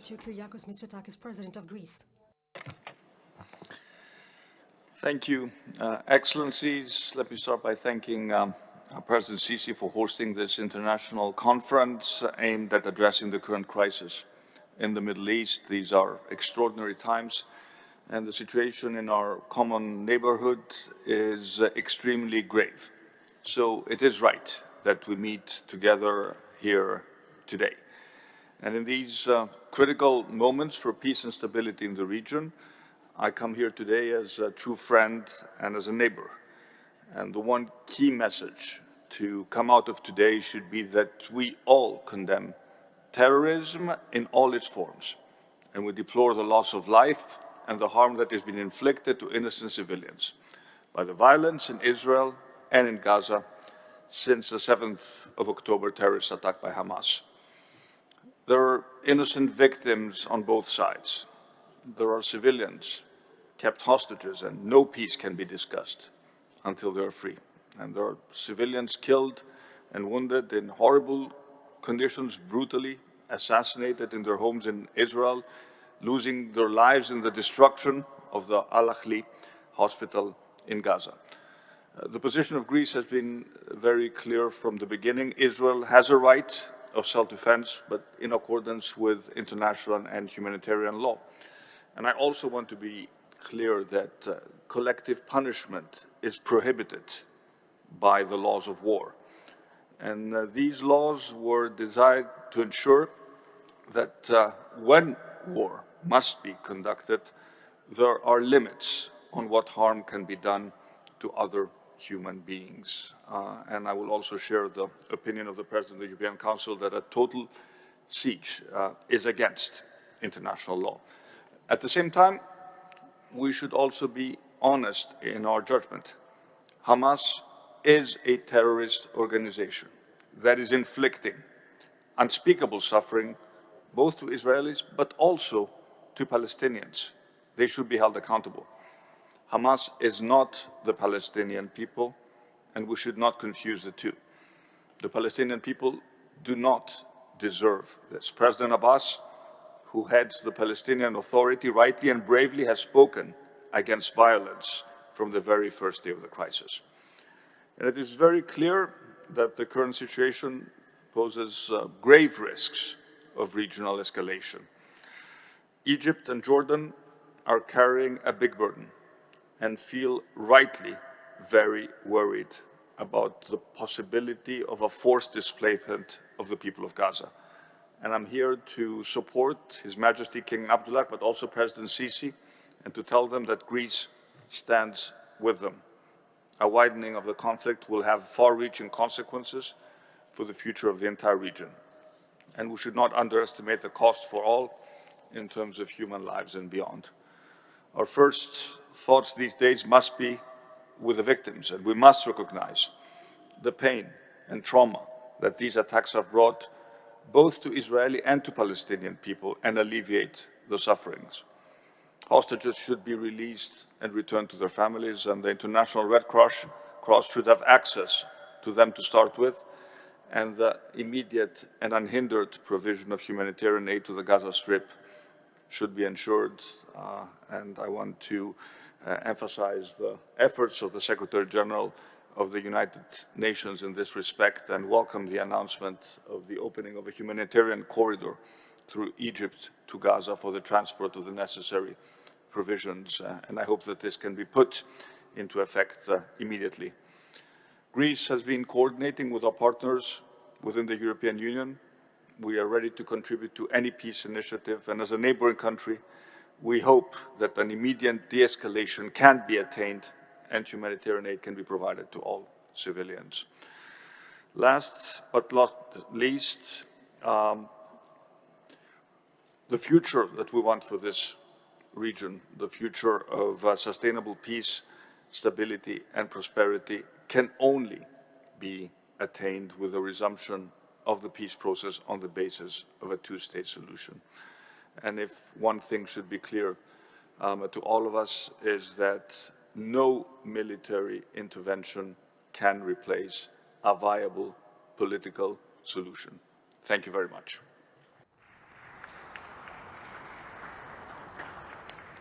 أشكر معالي السيد كرياكوس رئيس حكومة اليونان، وأعطي الكلمة لمعالي السيدة جورجينا ميلوني رئيس حكومة إيطاليا، فلتتفضل. Presidente Sisi, la ringrazio per la velocità e la determinazione con le quali ha inteso organizzare questa conferenza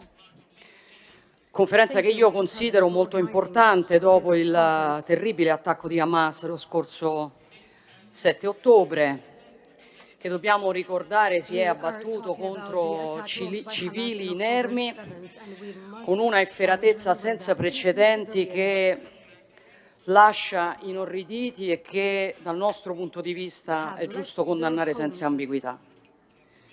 Per l'Italia era doveroso partecipare a questa conferenza, era doveroso per il ruolo che storicamente l'Italia svolge come ponte di dialogo tra Europa, Mediterraneo, Medio Oriente.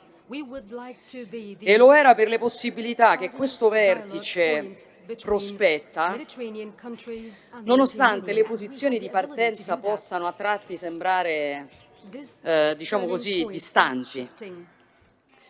Perché se anche i nostri punti di vista di partenza non fossero perfettamente sovrapponibili, perfettamente sovrapponibile il nostro interesse. L'interesse di tutti i leader seduti attorno a questo tavolo, e cioè l'interesse a che quello che sta accadendo a Gaza non diventi un conflitto molto più ampio, non si trasformi in una guerra di religione, in uno scontro tra civiltà, rendendo vani gli sforzi che pure coraggiosamente in questi anni sono stati fatti in senso contrario per normalizzare i rapporti. Perché l'impressione che ho io, e lo dirò con la franchezza diciamo che mi è propria, è che per le modalità con le quali si è svolto fosse questo il vero obiettivo dell'attacco di Hamas. Non difendere il diritto del popolo palestinese, ma costringere a una reazione contro Gaza che minasse alla base ogni tentativo di dialogo e creasse un solco incolmabile tra i paesi arabi, Israele, l'Occidente, compromettendo definitivamente pace e benessere per tutti i cittadini coinvolti, compresi quelli che si dice di voler difendere e rappresentare. Significa che il bersaglio siamo tutti noi e io non credo che noi possiamo cadere in questa trappola, sarebbe una cosa molto, molto stupida. È la ragione per la quale io credo che sia importante essere qui, per la quale credo sia molto importante continuare a dialogare e ragionare. Io credo che ci siano alcuni punti fermi da ribadire. Il primo, il terrorismo ha colpito il mondo musulmano più di quanto abbia colpito l'Occidente. Le azioni terroristiche che si sono succedute nel tempo hanno di fatto indebolito le legittime istanze dei popoli, soprattutto nel mondo musulmano. In questa dinamica si inserisce la scelta di Hamas, che usa il terrorismo per impedire qualsiasi dialogo e qualsiasi prospettiva di arrivare anche per il popolo palestinese a una soluzione concreta. Ma nessuna causa giustifica il terrorismo, nessuna causa giustifica azioni scientemente studiate per colpire civili inermi, nessuna causa giustifica donne massacrati e neonati decapitati volutamente ripresi con una telecamera. Nessuna causa. Di fronte ad azioni di questo tipo, uno Stato è pienamente legittimato a rivendicare il suo diritto all'esistenza, alla difesa, alla sicurezza dei propri cittadini e dei propri confini. Ma, punto secondo, la reazione di uno Stato non può e non deve mai essere motivata da sentimenti di vendetta. Per questo gli Stati sono quello che sono il nostro punto di riferimento. Uno Stato fonda la sua reazione sulla base di precise ragioni di sicurezza, commisurando la sua forza, tutelando la popolazione civile. Questo è il confine nel quale la reazione di uno Stato di fronte al terrorismo deve rimanere e io sono fiduciosa che sia anche la volontà dello Stato di Israele. Punto terzo, la nostra priorità immediata resta l'accesso umanitario, che è indispensabile per evitare ulteriori sofferenze della popolazione civile, ma anche esodi di massa che contribuirebbero a destabilizzare questa regione, è qualcosa di cui non abbiamo bisogno. Considero molto importante il lavoro di mediazione che è stato fatto da diversi degli attori presenti a questa conferenza. In questo senso considero molto importante la decisione della Commissione europea di triplicare gli aiuti umanitari a Gaza, portandoli a oltre 75 milioni di euro. Anche l'Italia lavora per aumentare aiuti bilaterali, ma chiaramente l'aumento di risorse deve essere accompagnato da un rigidissimo controllo su chi utilizza quelle risorse. Sono incoraggianti le novità che arrivano da questa mattina. Presidente Sisi, ringrazio anche per questo. Siamo molto preoccupati per la sorte degli ostaggi nelle mani di Hamas, tra questi, come sapete, ci sono anche degli italiani. Noi chiediamo l'immediato rilascio di tutti gli ostaggi, a partire chiaramente da donne, bambini, anziani. È importante continuare a lavorare insieme per l'uscita da Gaza dei soggetti fragili e dei civili stranieri. E su tutto noi dobbiamo fare l'impossibile per evitare un'escalation di questa crisi, per evitare di perdere il controllo di quello che può accadere, perché le conseguenze sarebbero inimmaginabili. E il modo più serio per ottenere questo obiettivo è la ripresa di un'iniziativa politica per una soluzione strutturale della crisi sulla base della prospettiva dei due popoli e due Stati, una soluzione che deve essere concreta e deve, a mio avviso, avere una tempistica definita. Il popolo palestinese deve avere il diritto a essere una nazione che si governa da sé, in libertà, accanto a uno Stato di Israele al quale deve essere pienamente riconosciuto il diritto all'esistenza e il diritto alla sicurezza. Su questo l'Italia è pronta a fare assolutamente tutto ciò che è necessario. Grazie ancora, Presidente.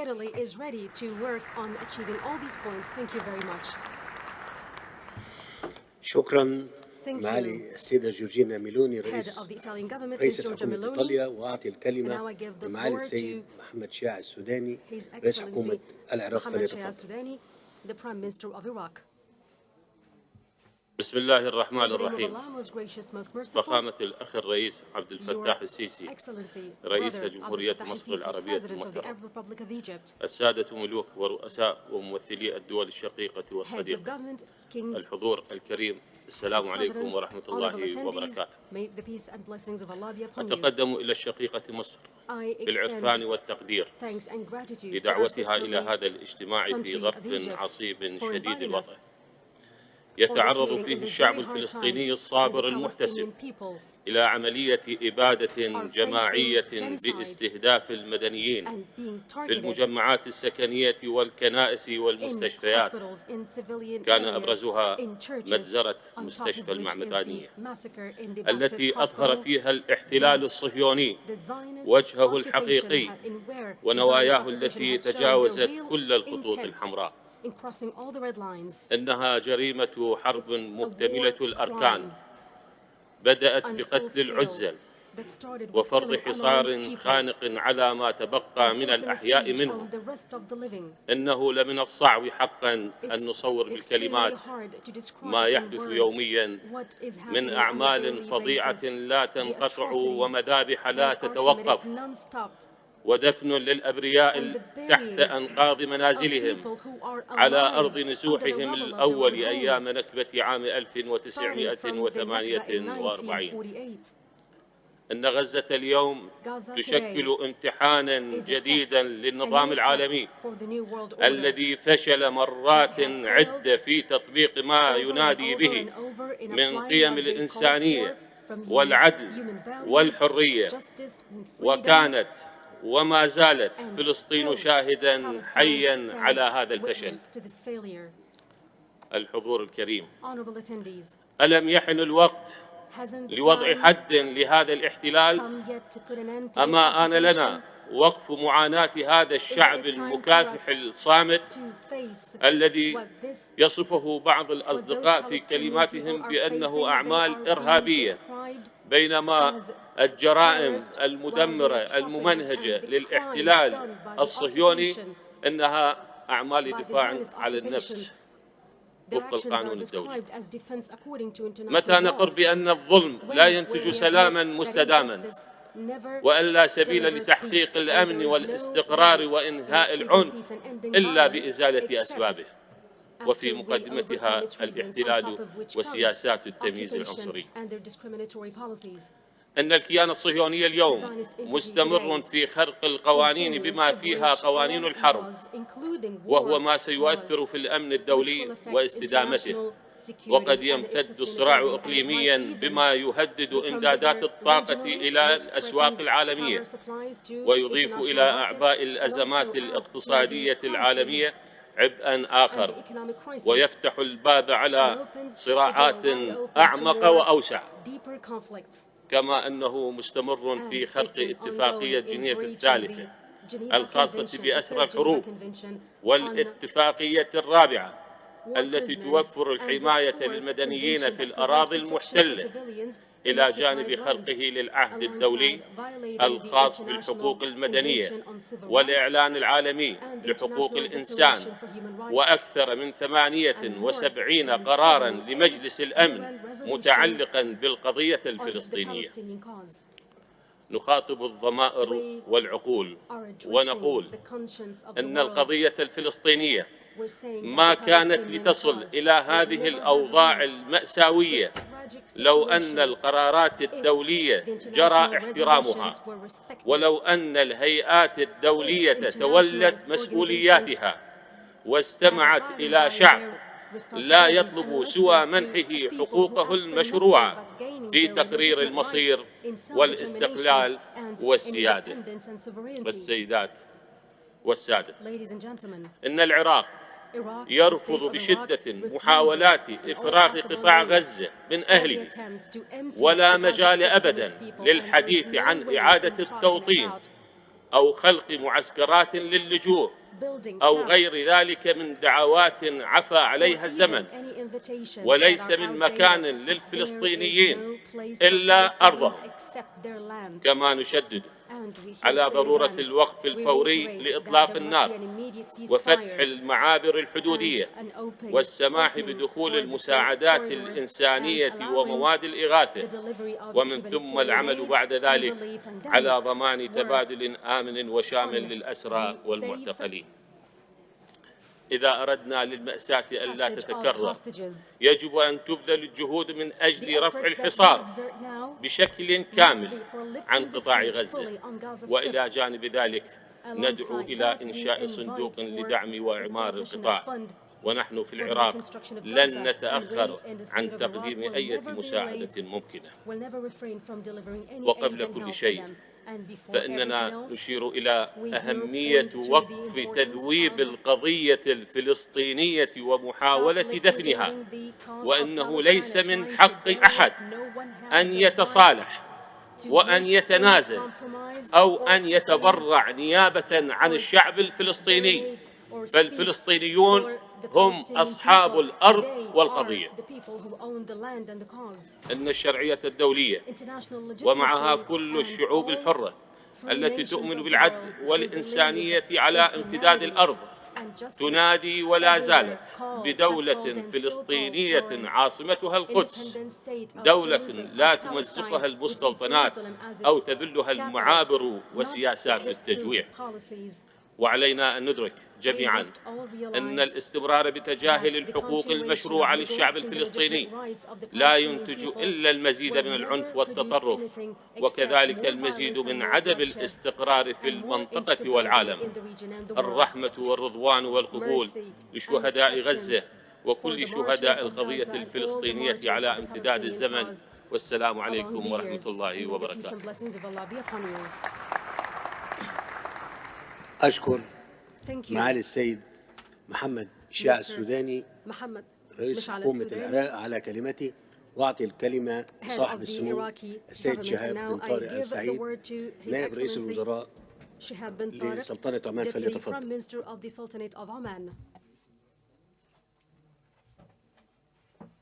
بسم الله الرحمن الرحيم. فخامة الرئيس عبد الفتاح السيسي رئيس جمهورية مصر العربية الشقيقة، أصحاب الجلالة والفخامة والسمو، أصحاب المعالي ورؤساء الوفود، الحضور الكريم، السلام عليكم ورحمة الله وبركاته. بداية يشرفني أن أنقل لكم تحيات حضرة صاحب الجلالة السلطان هيثم بن طارق المعظم سلطان عمان، وتمنياته الصادقة لكم بالتوفيق لهذه القمة الهامة. نلتقي اليوم في ظل أزمة خطيرة تشهدها المنطقة، يتساقط ضحاياها يوما بعد يوم لآلاف الأطفال والمدنيين العزل، فضلا عن تدمير المساكن والمنشآت والبنى الأساسية المرتبطة بخطوط المياه والكهرباء والوقود والإمدادات الطبية. إن سلطنة عمان ترفض هذا التصعيد العسكري الإسرائيلي على قطاع غزة رفضا قاطعا، وتحمل المجتمع الدولي مسؤولياته في وقف هذه الحرب والعودة إلى منطق العقل والسلم في تحقيق غاياتنا المنشودة نحو تحقيق السلام العادل والشامل بالاستناد للقانون الدولي. أصحاب الجلالة والفخامة والسمو، رؤساء الوفود، أيها الحضور الكريم، لقد أولت حكومة حضرة صاحب الجلالة السلطان هيثم بن طارق سلطان عمان اهتمامها وحرصها على دعم الجهود الإقليمية والدولية للعمل على وقف نزف الدماء بصورة فورية وحماية المدنيين والعمل على ضمان وصول المساعدات الإنسانية والإغاثة الطبية العاجلة والغذاء إلى المتضررين في قطاع غزة، واستئناف عمل إمدادات الكهرباء والمياه والوقود، مكثفا جلالته المساعي الجادة مع القادة والمسؤولين الدوليين للعمل على عدم توسع تصعيد هذا النزاع. إننا بحاجة الآن إلى التطبيق الفوري لمبادئ وقواعد القانون الدولي والقانون الدولي الإنساني في الأراضي الفلسطينية المحتلة، والشروع في تطبيق قرارات الأمم المتحدة تجاه القضية الفلسطينية رفعا الظلم الواقع على الشعب الفلسطيني الذي يتجرع بشكل مستمر موجات العنف والتنكيل في الضفة الغربية وفي غزة. إذ لا يمكن أن نتصور أن يعم السلام والاستقرار ويستديم دون منح الشعب الفلسطيني حقه بإقامة الدولة الفلسطينية المستقلة وعاصمتها القدس الشرقية على حدود عام 1967 وفقا لمبادرة السلام العربية وقرارات مجلس الأمن والجمعية العامة للأمم المتحدة. ختاما نعرب عن جزيل الشكر إلى جمهورية مصر العربية الشقيقة على مبادرتها في الدعوة إلى هذه القمة لمعالجة الأزمة الحرجة التي تمر بها المنطقة. كما نعرب عن تقديرنا لحسن الاستقبال وجديدين الأمل برسالة السلام وبأن العدالة هي حق مشروع ومتساو لكافة الأطراف والبشرية جمعاء. والسلام عليكم ورحمة الله وبركاته. أشكر صاحب السمو السيد شهاب بن طارق السعيد نائب رئيس الوزراء بشؤون الدفاع بسلطنة عمان على كلمته وحضره معالي السيد أحمد غريب الأمين العام لجامعة الدول العربية للإلقاء كلمته فليتفضل. Secretary General of the League of Arab فخامة States. الرئيس عبد الفتاح Your السيسي Excellency President Abdul Fattah al-Sisi, يجتمع هذا المؤتمر الهام this في conference ظل تصعيد convenes in حاد the للحرب throes الإسرائيلية of المسعورة على great قطاع غزة. escalation of the Israeli war waged on the Gaza ونظرا Strip. لخطورة الوضع And الإنساني because في of غزة the gravity الصامدة of أود أن humanitarian أوجز crisis كلمتي in فيما Gaza, I يلي. would like to أولاً ينبغي على المجتمع الدولي العمل على مسارين بالتوازي. the international community needs to work on two أولاً التوصل إلى pathways وقف in فوري parallel. First, لإطلاق the النار instant ceasefire ووضع حد للقصف and الوحشي الإسرائيلي putting a ضد limit أهالي to the القطاع من atrocious المدنيين. bombing of the civilians of the Gaza Strip. وثانياً And فتح number ممر two, آمن على نحو opening عاجل a safe لإيصال corridor المساعدات in الإنسانية order to للسكان deliver humanitarian في relief قطاع غزة aid for the بالكامل population in مع the تأمين Gaza استمرار Strip إمدادات while الغذاء securing the والدواء supply of food, والمياه supplies of food, والطاقة water, إلى أهل القطاع. and power to the هذه هي الأولوية population of القصوى. the Gaza Strip. This is our أما استمرار الوضع الحالي However, the فينضرب continuation في of the إطار status quo المخالفة actually gets into the الصريحة framework والفادحة of للقانون blatant الدولي violation of الإنساني the من جانب international إسرائيل humanitarian law practiced القوة by the end القائمة of Israel, بالاحتلال. which is the ثانياً force of occupation. أؤكد على أن الجامعة And I would العربية like to reiterate ترفض and say كافة أنواع الاستهداف and والعنف affirm ضد that the League of المدنيين Arab States دون condemns and تمييز.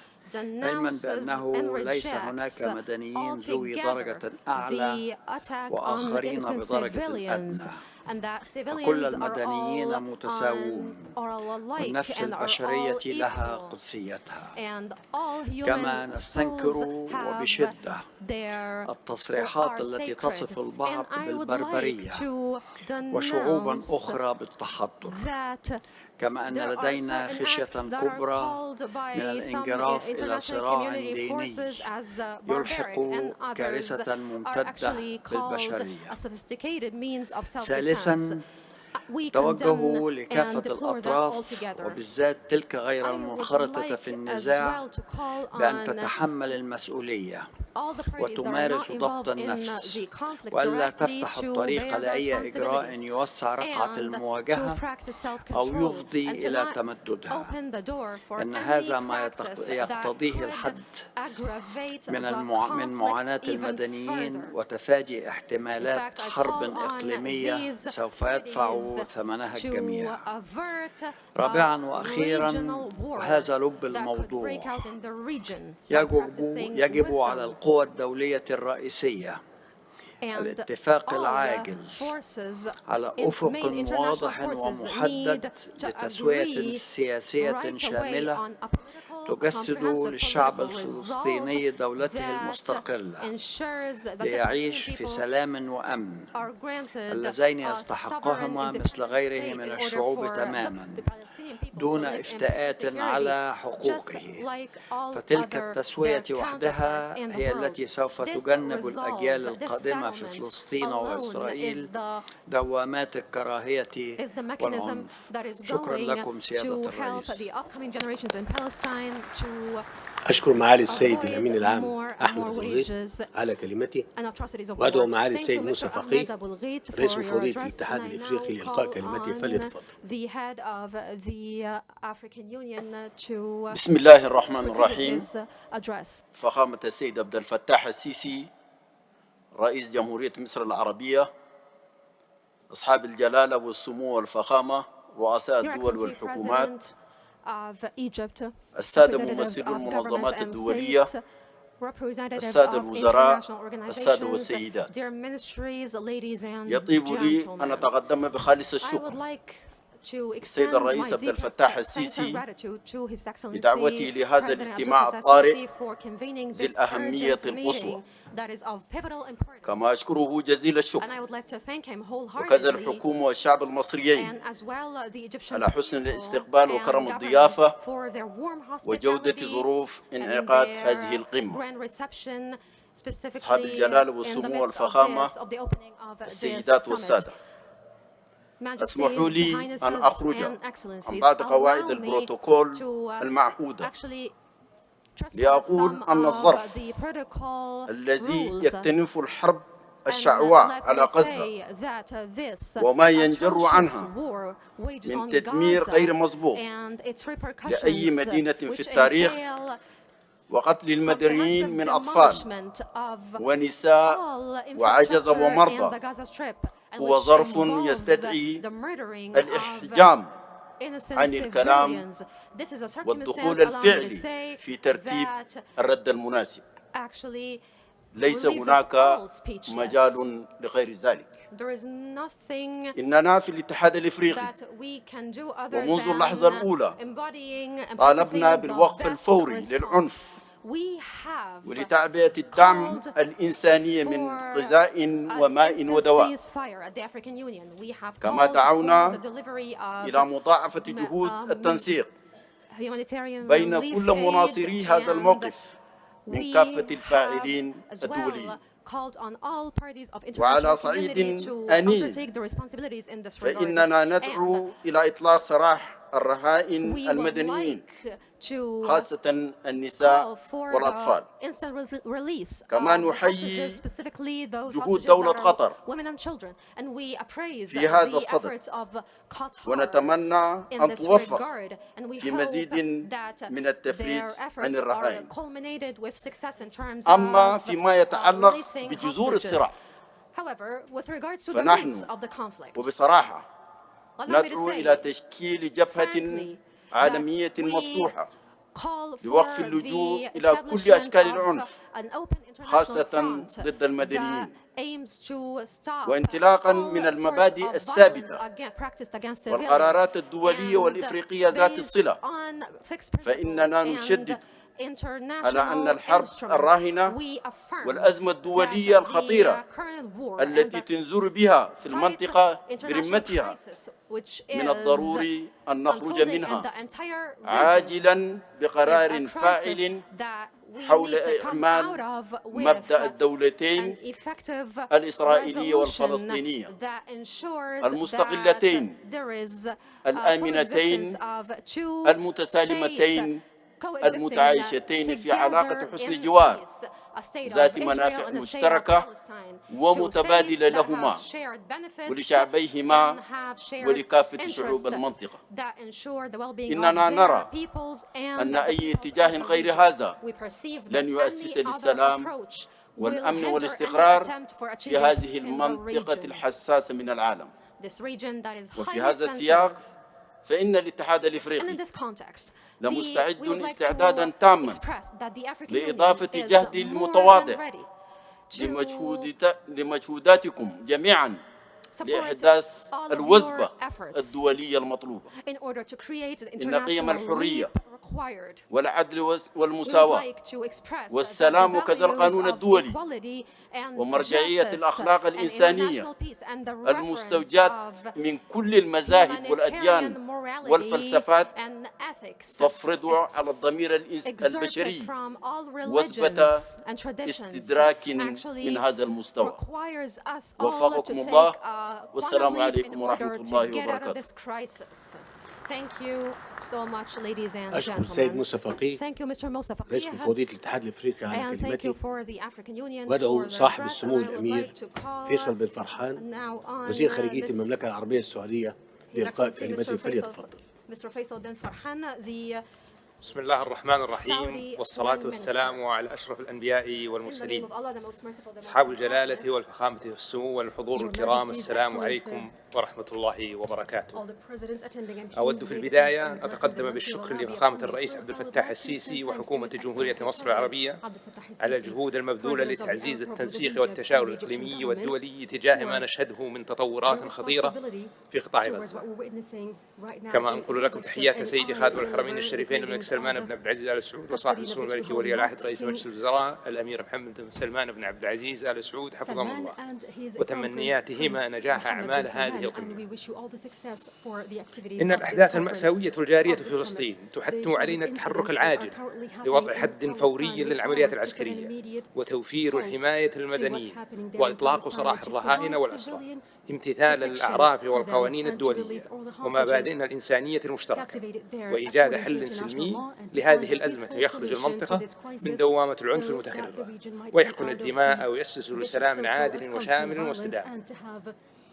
إننا نؤكد رفضنا القاطع للانتهاكات القانون الدولي الإنساني من أي طرف وتحت أي ذريعة، ونشجب كل استهداف للمدنيين أينما كانوا، ونطالب المجتمع الدولي باتخاذ موقف حازم لإلزام إسرائيل باحترام القانون الدولي الإنساني، ونرفض الازدواجية والانتقائية التي يمارسها البعض في المجتمع الدولي. وهنا لا يكفي الكلام، إنما أن يكون هناك تحرك جدي، ونطالب المجتمع الدولي بالضغط على الجانب الإسرائيلي لرفع الحصار ووقف العمليات العسكرية التي أودت بحياة الأبرياء والتي تهدد وعاقب غير محمودة على الأمن والاستقرار الإقليمي والدولي. كما نؤكد رفضنا القاطع لمحاولة التهجير القسري للفلسطينيين من جانب إسرائيل. وهنا أود أن أعرب عن خيبة أملنا عن عجز مجلس الأمن الدولي من اتخاذ موقف حيال الأزمة الحالية حتى الآن. أصحاب الفخامة والسمو المعالي، نطالب كذلك بالفتح الفوري لممرات إنسانية آمنة والسماح بإجلاء المصابين وتمكين إيصال المساعدات الإغاثية والمعدات الطبية بدون قيود للتخفيف من الكارثة الإنسانية والحيلولة دون تفاقم. كما نؤكد على تمسك المملكة بالسلام خيارا استراتيجيا عبر الوقوف مع الشعب الفلسطيني الشقيق لاستعادة حقوقه المشروعة وإقامة دولته المستقلة ذات السيادة على الأراضي الفلسطينية بحدود عام 1967 وفق قرارات الشرعية الدولية. الحضور الكريم، حرصت المملكة منذ اندلاع هذه الأزمة على التشاور والتنسيق مع أشقائه وشركائه في المجتمع الدولي، ونأمل أن تسهم هذه القمة في تحفيز تحرك حاسم من المجتمع الدولي لإيجاد حل ينهي هذه الأزمة ويسمح بالخروج من نفق المعاناة ويفسح المجال لحوار جاد حول مستقبل القضية الفلسطينية وبحث سبل دعم المجتمع الدولي لسلام عادل ودائم في المنطقة يحقق الأمن والازدهار للجميع. ستستمر المملكة في مساعيها مع كافة الشركاء للوصول إلى هذه الغاية، لكن الأولوية القصوى بالنسبة لنا هي الوقف الفوري للتصعيد العسكري لحقن الدماء وإغاثة المتضررين بما يهيئ الظروف الملائمة للعمل نحو السلام. والسلام عليكم ورحمة الله وبركاته. أشكر صاحب السمو الأمير فيصل بن فرحان وزير خارجية المملكة العربية السعودية على كلمته، وأدعو معالي السيد هاكان فيدان وزير خارجية تركيا لإلقاء كلمته فليتفضل. His Excellency Mr. President, distinguished heads of state and government, dear colleagues, excellencies, this is a crucial juncture where bloodshed prevails over restraint and common sense. Last couple of weeks have already left an indelible mark in our minds. Many of us still find it difficult to believe what has been unfolding. Thousands of innocent civilians are losing their lives in front of our eyes. The situation in Palestine has always been a tragedy. Now it is turning into carnage. There can be no excuse or reason for inflicting such a collective and cruel suffering on human lives, like the one happening in Gaza. We must be unequivocal in condemning and resisting loss of any single innocent life. The international community has to calibrate its actions and messages at this highly critical point. Israel should be urged that the temporary so-called victories did not bring long-term security in the course of history. It will not bring this time too. Israel exploits the solidarity of some countries as an open check for unleashing a blind rage on Palestinians, such a rage which even targets mosques and hospitals. On the other hand, I would like to remind that unconditional military aid to Israel or coercing regional countries to unrealistic and unsustainable plans serve nothing but deepening occupation. Because these policies omit, neglect, and ignore a vital part of the equation, the Palestinians. Insistence on such errors are in fact another sign that the current international order cannot produce solution to core problems. What this order produces is only erosion of universal values and distortion of facts on the ground. Up until now, Israel took advantage of this systemic failure.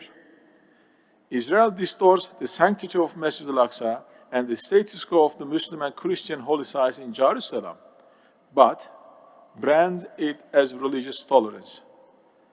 Israel grabs the lands, homes, and livelihoods of Palestinians in East Jerusalem and West Bank, but brands it as civilian settlements.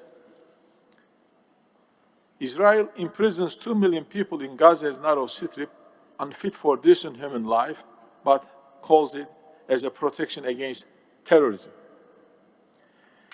By dehumanizing Palestinian lives, Israel aims to normalize Palestinian suffering. We say never. Never for Palestinians, never for anybody else. If allowed, this crisis can spark wars of global scale through geographical escalation. But it can also serve as a ground for a just and lasting peace. Therefore, at this historic juncture, we have to set the track right.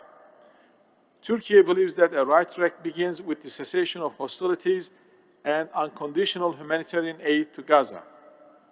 Simultaneously, we have to revitalize every effort to return to a peace process based on a two-state solution. An independent, sovereign, and contiguous state of Palestine along 1967 borders with East Jerusalem as its capital is not only a must for peace, it is also the strategic imperative for international security and stability. I am sure we all agree on this. However, it is not enough. We have to go beyond agreeing and start implementing this vision. Furthermore, there should be a guarantee mechanism for monitoring, verifying, when needed, and enforcing obligations of the parties in a just peace. Turkey remains ready to further develop this concept and share the responsibility for creating a dignified, just, and secure future for all. Our heartfelt gratitude goes to Egypt for this much timely gathering. Thank you very much.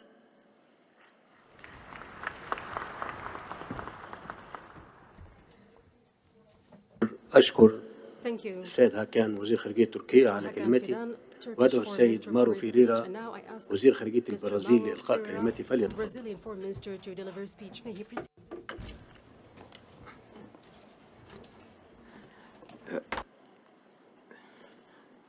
President Abdul Fattah al-Sisi, President of the Arab Republic of Egypt, Majesties, Highnesses, heads of states, government, ministers, and heads of delegations. The world is following with anxiety and hope the Cairo Peace Conference today. I, therefore, congratulate the Egyptian government for its efforts in organizing the summit expeditiously. The mission President Lula da Silva conferred to me while instructing me to attend this meeting on his behalf was unambiguous: to add Brazil's voice to all those who are urging calm, restraint, and peace in the region. Brazil has been following with concern the escalation of violence and deterioration of the security situation in the region recently and over the past months. We regret to witness such conditions in the year of the 30th anniversary of the Oslo Accords. Had we seen progress ever since, we would be celebrating peace and friendship, yet the situation before us today is very dire. The Brazilian government unequivocally rejects and condemns the terrorist attacks by Hamas in Israel on September 7th, as well as the taking of civilian hostages. Brazilian nationals are among the victims. 3 of them were murdered in Israel. Like many other countries, Brazil also has citizens waiting to be evacuated from Gaza, while we watch with alarm the deteriorating humanitarian situation in the region, especially the shortage of medical supplies, food, water, electricity, and fuel.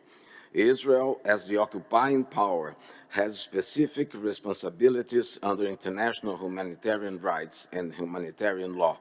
These must be complied with under any circumstance. Over the past decade, we have witnessed no winners in this protracted conflict.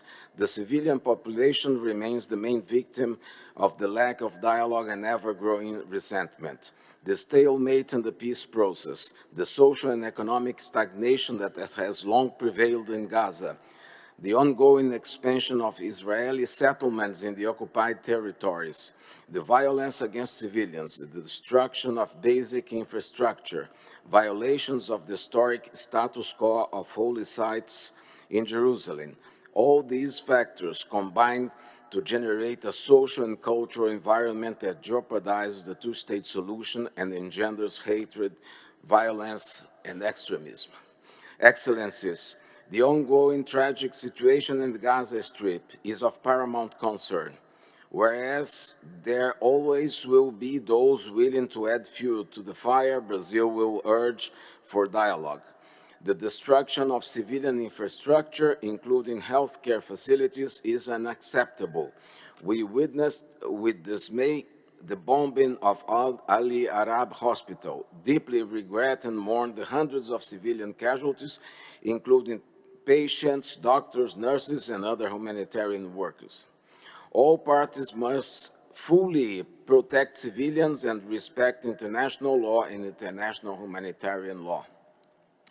The international community must exert maximum diplomatic effort in order to ensure the swift establishment of humanitarian corridors and pauses and immediate ceasefire. As stated by President Lula, the current crisis requires an urgent multilateral humanitarian action to end the suffering of civilians caught up in the midst of hostilities. As President of the United Nations Security Council for the month of October, Brazil has convened emergency sessions and fostered dialogue. Despite such efforts, the Security Council was regrettably unable to adopt a resolution on October 18th. Nevertheless, the many favorable votes the draft resolution received, 12 out of 15 votes, are evidence of wide political support for speedy action by the Council. We believe this view is shared by the international community at large. Let me be clear, there is a broad political call for the opening of urgently needed humanitarian pauses, the establishment of humanitarian corridors, and the protection of humanitarian personnel. We must find ways to unlock multilateral action. Brazil will spare no effort in this regard. On October 24th, I will chair the United Nations Security Council's quarterly open debate on the situation of the Middle East, including the question of Palestine. I would suggest that we continue this conversation there at the highest possible level in an attempt to keep searching for consensus for immediate action. The paralysis of the Security Council is having detrimental consequences for the security and lives of millions. This is not in the interest of the international community.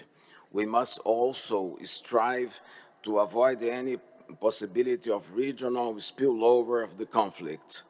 Further down the road, we must find ways to revitalize the peace process, to advance political negotiation towards a comprehensive, just and lasting peace in the Middle East.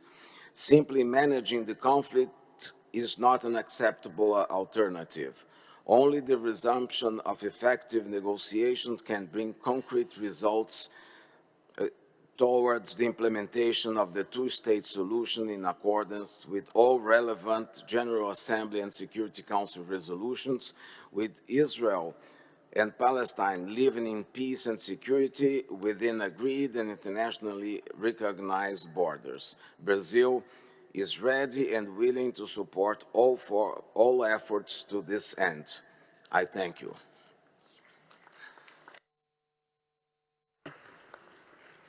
أشكر السيد مارو فييرا وزير خارجية البرازيل وأدعو السيد ناصر بوريتا وزير خارجية المغرب لإلقاء كلمته. شكرا فخامة الرئيس. أصحاب الجلالة والسمو والفخامة، أصحاب المعالي السيدات والسادة، بداية فخامة الرئيس أنقل إليكم تحيات أخيكم صاحب الجلالة الملك محمد السادس، وشكر جلالته على دعوته لهذه القمة المهمة، وكذا تقدير جلالته للجهود الخيرة التي تقومون بها لصالح السلام والاستقرار في المنطقة. إن المملكة المغربية بقيادة جلالة الملك رئيس لجنة القدس تتمنى أن تبعث هذه القمة 5 رسائل رئيسية إلى المجتمع الدولي. أولاً، الدعوة إلى خفض التصعيد وحقن الدماء ووقف الاعتداءات العسكرية وتجنيب المنطقة ويلات صراع قد يفضي إلى ما تبقى من فرص وآمال السلام والاستقرار. الرسالة الثانية هي الحاجة الملحة لحماية المدنيين وعدم استهدافهم، وذلك وفق مبادئ القانون الدولي والقانون الدولي الإسلامي والقيم الإنسانية المشتركة. الرسالة الثانية فخامة الرئيس هي ضرورة السماح بإيصال المساعدات الإنسانية بسرعة وانسيابية وبكمية كافية لساكنة قطاع غزة، فالوضع الإنساني أصبح لا يطاق. الرسالة الرابعة هي رفض كل الحلول والأفكار الهادفة إلى تهجير أو ترحيل الفلسطينيين من أرضهم وتهديد الأمن القومي للدول المجاورة. والرسالة الخامسة هي الحاجة إلى إطلاق عملية سلام حقيقية تفضي إلى حل الدولتين، دولة فلسطينية على حدود يونيو 67 وعاصمتها القدس الشرقية تعيش جنبا إلى جنب مع دولة إسرائيل. إن المملكة المغربية بقيادة جلالة الملك متشبثة بخيار السلام وأهمية تحقيق الاستقرار والرخاء والازدهار لجميع الشعوب، وهي اليوم تؤكد استعدادها بتنسيق مع سيادتكم ومع جميع الشركاء للانخراط في تعبئة دولية لوقف الأعمال العدائية في أسرع وقت ممكن. وشكرا فخامة الرئيس. أشكر السيد ناصر بوريتا وزير خارجية المغرب على كلمته، وأدعو معالي السيدة كاترين كولونا وزير خارجية فرنسا للإلقاء كلمتها، فلتتفضل. Monsieur le Président, Altesse Royale, Messieurs les chefs d'État ou de gouvernement, Mesdames et Messieurs les ministres, Excellences, le 7 octobre, Israël a été frappé par une attaque terroriste massive menée par le Hamas, un groupe terroriste dont le projet est de détruire un État, Israël, et de semer la haine et le chaos, et non de réaliser les aspirations des Palestiniens. D'autres groupes terroristes ont revendiqué des actions en soutien.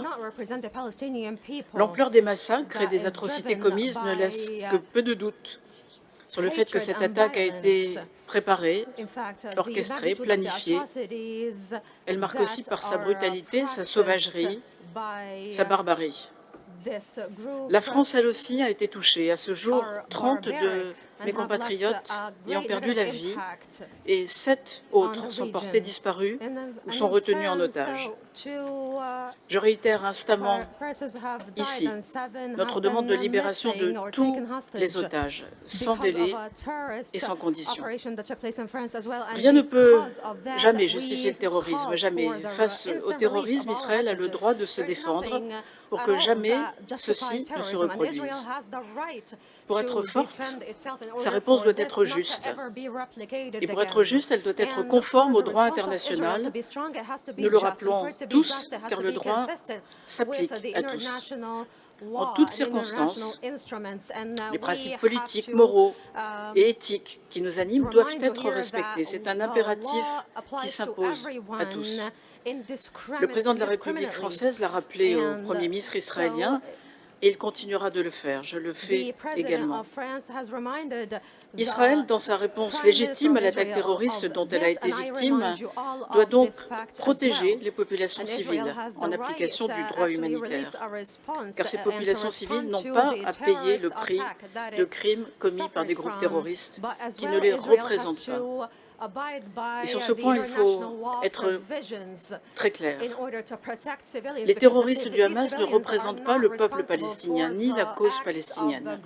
Il faut le dire encore plus dans le contexte actuel de grande volatilité, où certains acteurs tentent d'installer de la confusion. Le rejet le plus ferme des actions du Hamas est le moyen le plus sûr de faire entendre la voix des Palestiniens. La France condamne les agissements du Hamas, mais elle soutient les droits des Palestiniens. Elle l'a toujours fait, et elle continuera à le faire, d'autant plus aujourd'hui. Elle continuera aussi à conforter l'autorité palestinienne. Face à cette crise humanitaire qu'endure une population civile qui souffre à Gaza, j'ai annoncé dimanche dernier ici en Égypte 10 millions d'euros supplémentaires qui passeront par les agences des Nations Unies, l'UNRWA, le PAM, le CICR, et les ONG. Cela permettra de fournir des biens de première nécessité, de l'eau, de la nourriture, des médicaments. Et nous sommes prêts à accroître cet effort et nous venons de le faire puisque le président de la République vient d'annoncer 10 millions d'euros encore supplémentaires et un avion d'aide humanitaire. Et cette aide aux populations et aux déplacés, il faut la leur faire parvenir d'urgence. La France salue donc l'accord annoncé à cette fin et salue tous les efforts déployés pour y parvenir, notamment ceux menés par l'Égypte et par les Nations Unies.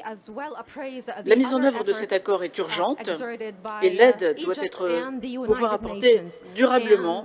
Un premier pas a été franchi ce matin, nous l'avons tous salué, mais il doit être suivi d'autres et de façon durable.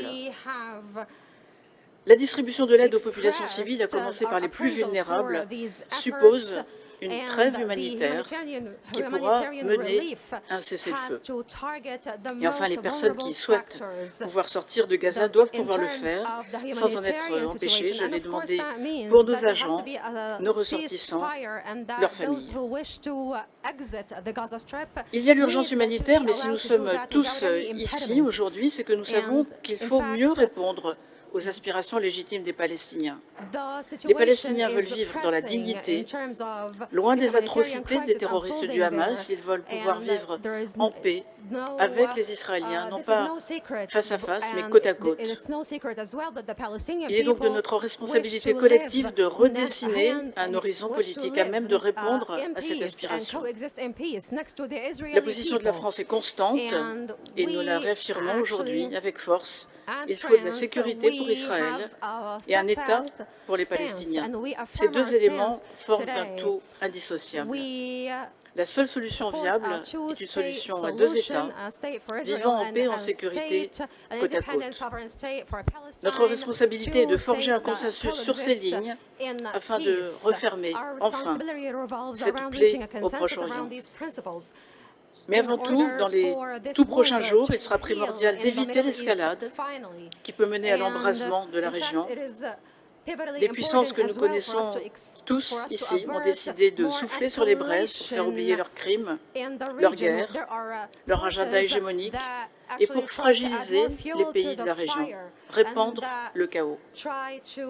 Notre unité face à eux est un impératif. Nous devons déjouer leurs pièges et assumer cette responsabilité collective de savoir retrouver le chemin de la paix. And we should as well bear our collective responsibility in order for us to place ourselves once more on the path of sustainable peace. Thank you so much, أشكر ladies and السيدة gentlemen. كاترين كولونا وزير خارجية فرنسا وأدعو السيدة ميلاني جولي وزير خارجية كندا لإلقاء كلمتها فضلك. Colleagues, chers collègues, thank you, President El-Sisi, for bringing us together on this important and urgent dialogue. Alongside my colleague Ahmed Hussein, the Minister of International Development, let me begin by saying that Canada stands with you, and we appreciate Egypt's leadership in working to support peace for both Israelis and Palestinians. Like all of you, we're gravely concerned by the dire humanitarian situation in Gaza, which continues to deteriorate. We're encouraged by the news this morning about food, fuel, and water being able to enter Gaza, but we need to see more. Rapid and unimpeded humanitarian access must be facilitated to allow essential humanitarian relief for civilians in need. Last week, in response to the urgent needs stemming from the crisis in Israel, West Bank, and Gaza, Minister Hussein announced himself an initial $10 million in humanitarian assistance. And today, in the spirit of your initiative, President, Canada is announcing $50 million more to support humanitarian partners, including UN agencies in the region, in order for them to be able to provide urgent and life-saving support. Donc, au nom du Canada, aujourd'hui, nous annonçons 50 millions de plus en aide humanitaire pour soutenir différentes organisations, notamment des organisations des Nations Unies, pour aider la région. And none of this funding will go to Hamas. It will address the urgent needs of the most vulnerable civilians in this crisis. Because even in times of crisis, there are principles, and even in times of war, there are rules. And Canada stands for the fact that at all times, all parties in conflict must respect international humanitarian law. Palestinians and Israeli civilians are equal, and both must be protected. They deserve to live in peace and security, with dignity and without fear, just as people the world over do. Canada unequivocally condemns Hamas terrorist attacks against Israel. At this point, we mourn 6 deaths and waiting for 2 missing. Canada is clear. We support Israel's right to self-defense in accordance with international law. And we continue to demand that Hamas releases all hostages and that hostages be treated humanly as international law indicates. 400 Canadians in Gaza must be also able to come back home.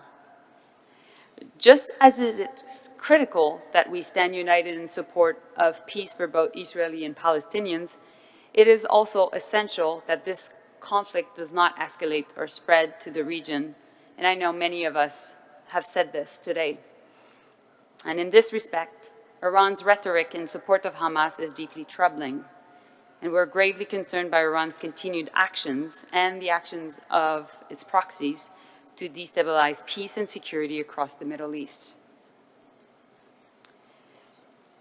In the fog of war, it is always hard to see the light on the horizon, but we need to see it. We should not be scared about talking about the next steps.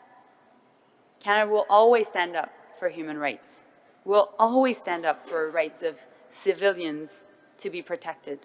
And we'll always stand up to ensure that human dignity is upheld. Today, I'm reaffirming our commitment to Palestinians' right to self-determination, which includes a 2-state solution.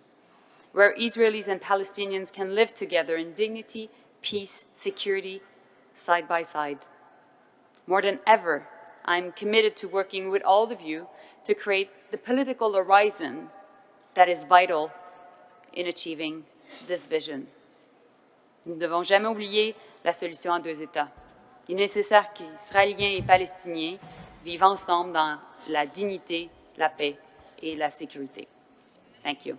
Merci. We seek for achieving peace, security and dignity for all أشكر السيدة ميلاني جولي وزير خارجية كندا وأدعو السيدة أنالينا بيربوك وزير خارجية ألمانيا لإلقاء كلمتها فلتتفضل.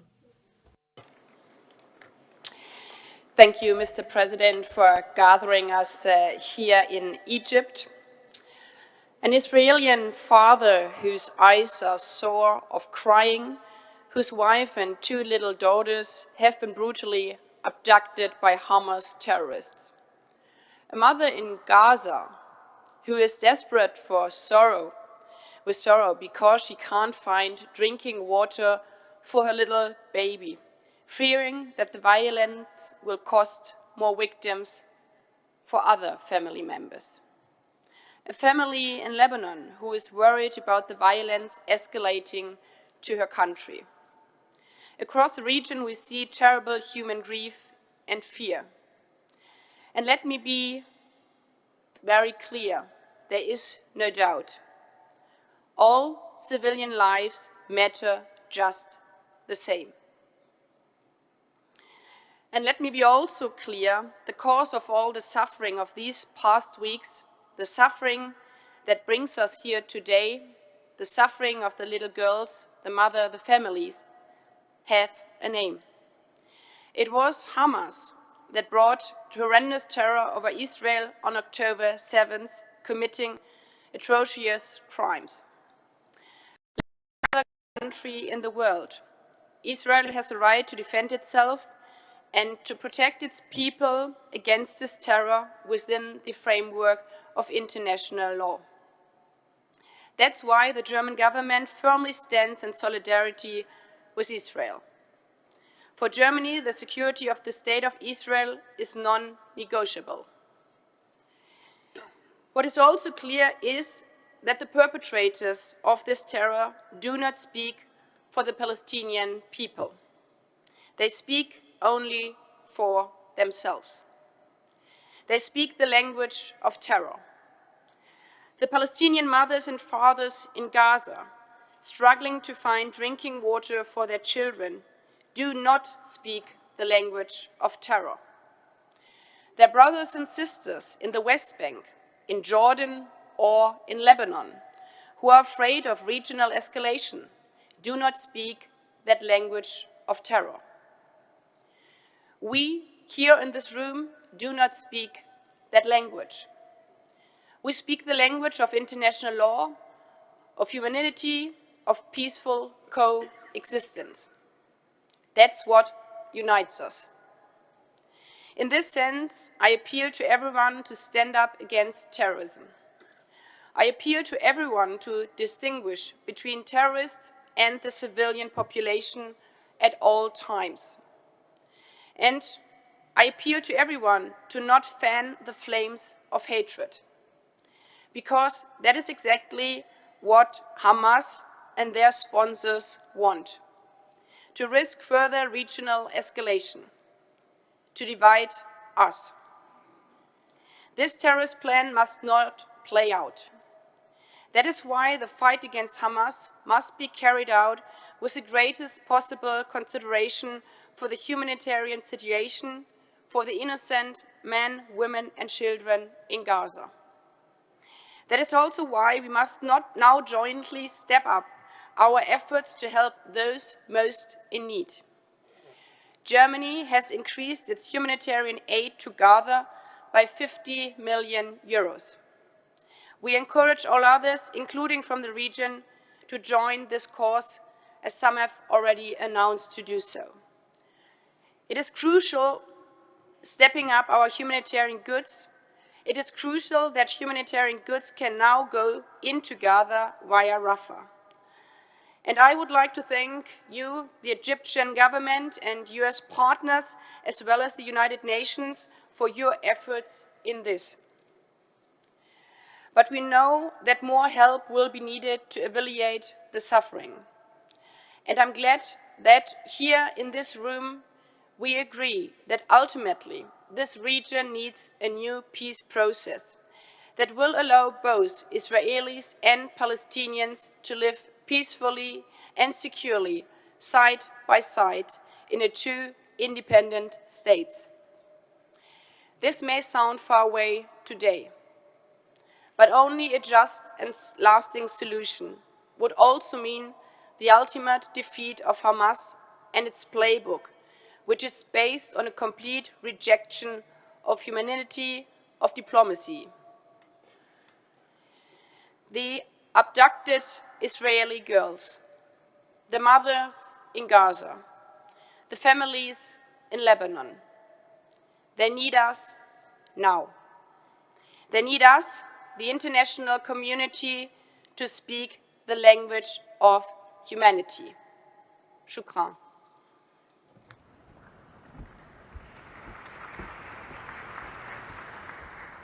شكرا للسيدة لينا بيربوك وزير خارجية ألمانيا، وهذا السيد اسبن إيدي وزير خارجية النرويج لإلقاء كلمته، فليتفضل. Parth Idi, the Foreign Minister of Norway.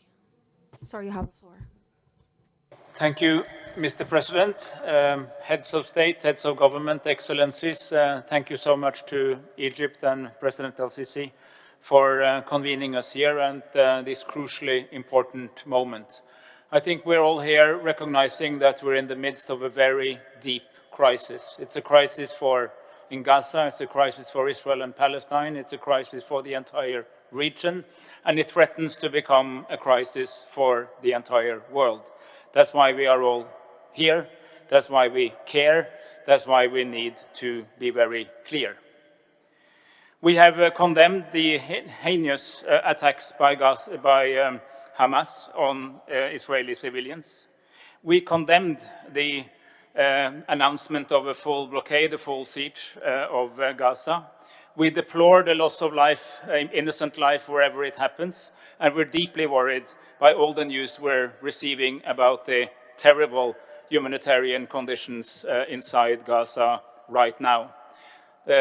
Save the Children informs us that a child is dying every quarter of an hour inside Gaza. This cannot go on. Water, electricity, food, medicine has been cut off.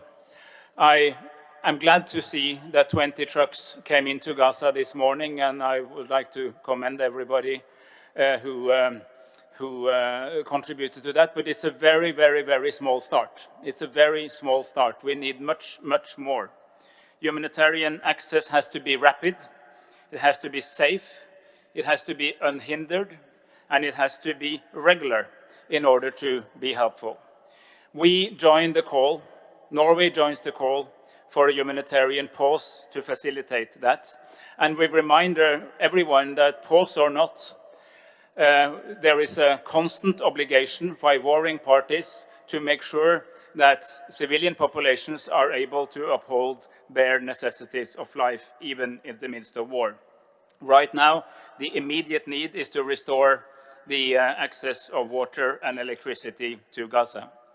Last week, we announced the contribution of 70 million Norwegian kroner to humanitarian activities in Gaza, and I'm happy to announce today an additional 60 million Norwegian kroner will be dedicated to UNRWA for their indispensable work in Gaza. So we need to address the immediate humanitarian situation. However, that's not the solution. The solution has to be political, again. And I very much agree with what King Abdullah said at the beginning of this round of speeches, that we all know that at the end of the day, it's best for Palestinians, it's best for Israelis, it's best for everybody that we actually come to establish a two-state solution, one for Israelis, one for Palestinians. Norway has been committed to that for more than 30 years, and for 3 decades we have been chairing the donor committee, the HALC, We continue to do so. But I want to share with you that we often have felt that this has been very much a process that have been upholding a status quo, and people have been confusing a non-solution that was barely maintained for a real solution. That was wrong. We have also seen good signs of constructive rapprochement between some of the states in the region, some of the Arab states in the region, and Israel. But we need to remind everybody that there must be a space for the Palestinian population and the Palestinian institutions in those solutions. So I think that it's time now, as we move out of the rubble of this terrible crisis, as we have hopefully managed to deter a further escalation, we need to go back to the table, go back to address the key issues, the key parameters of a two-state solution. We need to reinvigorate, we need to renew, maybe to restart, and we need to allow ourselves to think outside of the box, not on where we want to go, which is a two-state solution for Palestinians and Israelis, but how we do it, how we approach it. And I want to say this is not the time to cut the support for the Palestinian authorities. A lot of people are deploring the activities of Hamas for very, very good reason. But if we, on top of that, make it less possible to maintain the bare institutions of statehood under the Palestinian authorities' purview, this will not work. The whole idea of Oslo was to start building the institutions of a state bottom up, but only for the purpose of fulfilling a political horizon further on. So the purpose was the statehood, and the instrument was building institutions bottom up. We started doing that, and a lot of us have spent quite a number of resources, political capital and money on exactly that, but the political horizon faded away. And without the political horizon, this simply does not make sense. So out of this, today we meet about an acute humanitarian crisis, and we need to address that in Gaza right now, as is being done. And I agree with much that has been said on that specific issue, but it's just in the middle of conflict, in the middle of a downward spiral, that we need to start thinking of what happens later. And Norway remains committed, as we have been for the last 3 decades, and we stand ready to work with you to try to find that solution. Thank you. Shukran.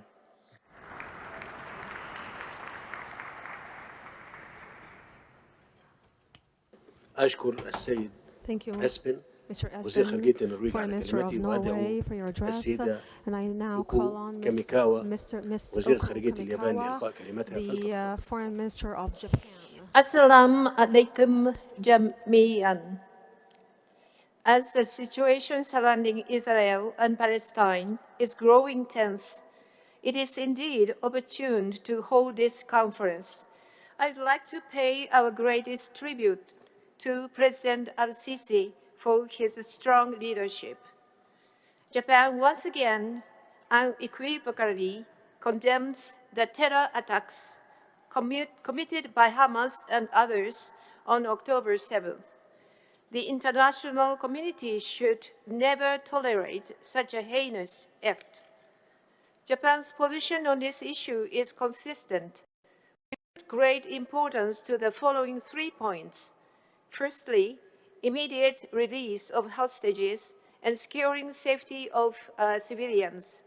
Secondly, all parties need to act in accordance with international law. And thirdly, calming down the situation as soon as possible. We need to redouble our diplomatic effort in order to prevent the instability from spilling over in the region and to calm down the situation as soon as possible. Japan has had close consultations with regional key players such as Palestine, Israel, Arab states, and Iran. On October 17th, I hosted the G7 Foreign Ministers teleconference as the chair of G7. Especially the most imminent challenge now is to minimize the deterioration of the humanitarian situation. More than 1 million innocent people in Gaza Strip are in an extremely dire condition. The supply of food, water, and electricity is about to run out. There are two things we need to work on now. Firstly, we need to deliver necessary assistance to the people in the Gaza Strip as early as possible. Secondly, it is imperative to realize evacuation of foreign citizens who still remain in the Gaza Strip. Those foreign citizens are all friends of Palestine. Also, Japan has already announced emergency humanitarian assistance worth $10 million in total for the people in the Gaza Strip. It is the first shot of assistance Japan is planning, and we will keep on considering assistance based on the needs on the ground in a timely manner.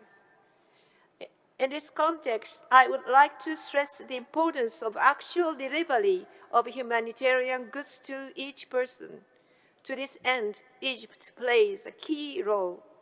I hear that trucks carrying humanitarian aid entered the Gaza Strip this morning for the first time since the beginning of the current situation.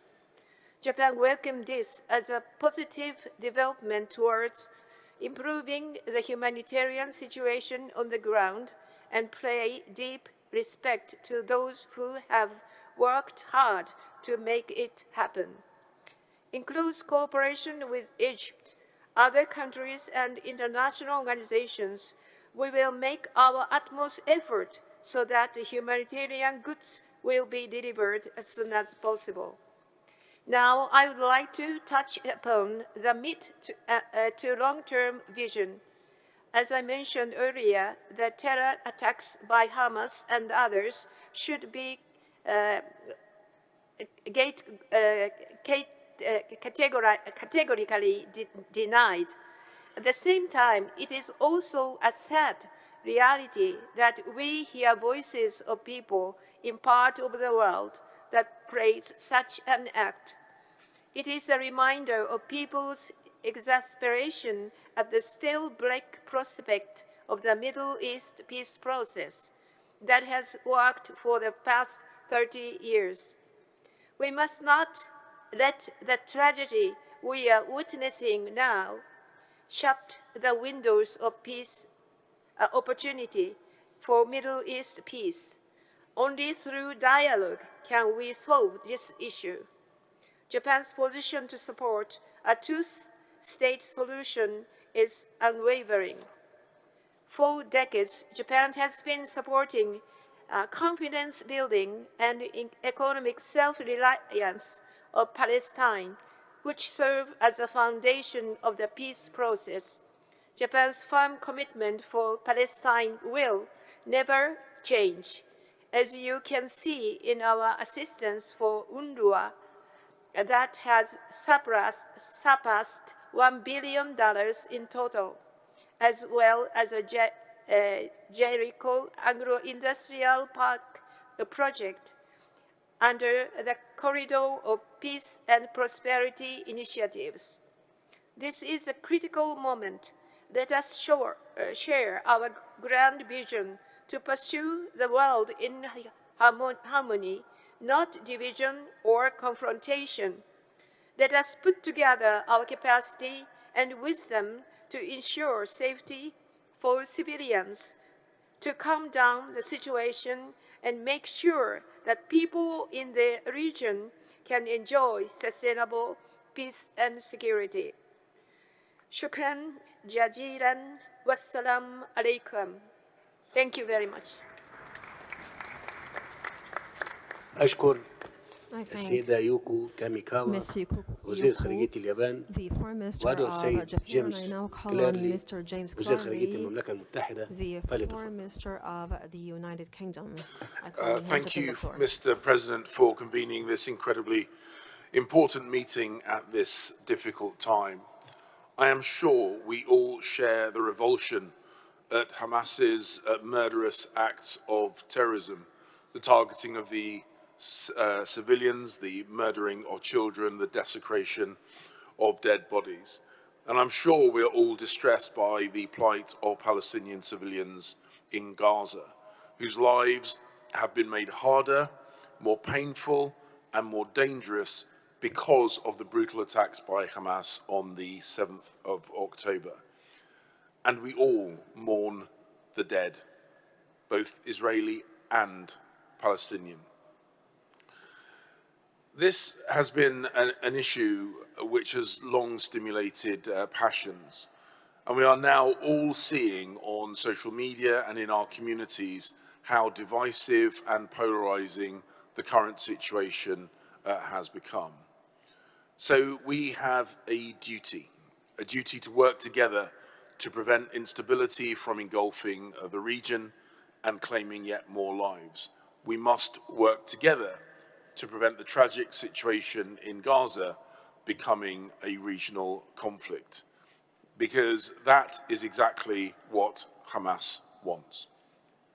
We remind ourselves that just months ago, the Negev summit was a moment of hope for peaceful coexistence between the Israelis and the Palestinians. Hamas has long stood in direct opposition to that vision, and we must therefore ensure that Hamas does not win. Rather, we must ensure that peaceful coexistence wins.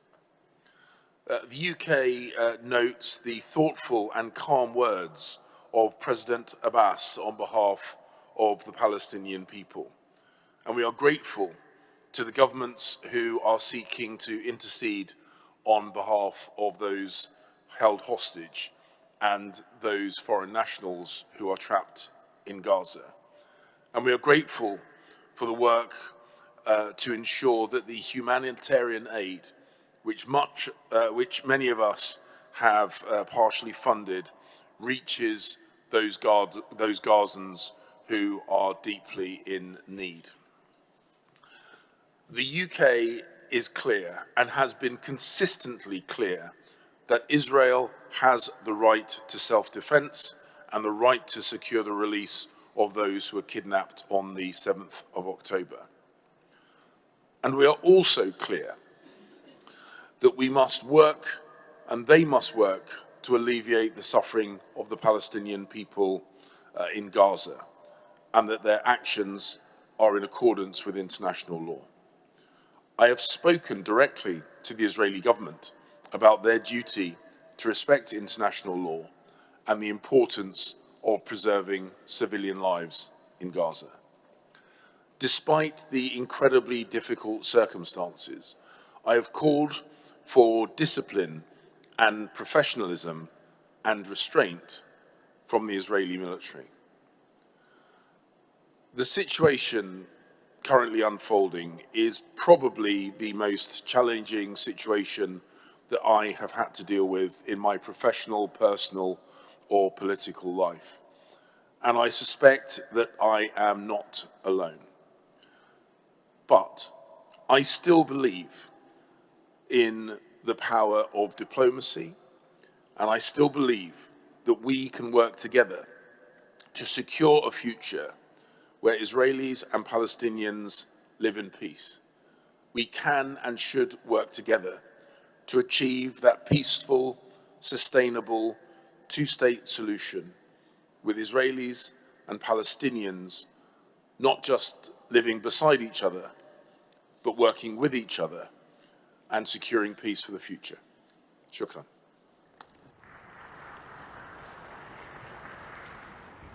أشكر I السيد جيمس thank كيرلي Mr. James وزير خارجية Curley, المملكة the Foreign المتحدة. Minister of the United اسمحوا لي الآن Kingdom. أن And now أشكر allow أصحاب me to الجلالة thank والفخامة their والسمو majesties, رؤساء دول highnesses, and والحكومات excellencies, heads of ورؤساء states, المنظمات heads of ورؤساء governments, الوفود heads of المشاركة organizations and على delegations كلماتهم التي for تعكس their الإدراك addresses, العميق which reflect للأزمة deep الراهنة recognition of the current والحرص الواضح على crisis اتخاذ ما يلزم and their لاحتواء keenness تداعياتها وتضافر كافة الجهود their لوقف تبعاتها containing الأمنية the والسياسية والإنسانية crisis, the الجسيمة. repercussions of the اسمحوا لي الآن أن crisis. أعلن انتهاء And now أعمال الجلسة allow me الافتتاحية to على أن announce the conclusion of the open بعد 30 session, دقيقة من الآن. and شكرا جزيلا. we are going to resume our meeting in 30 minutes. Thank you, ladies and gentlemen.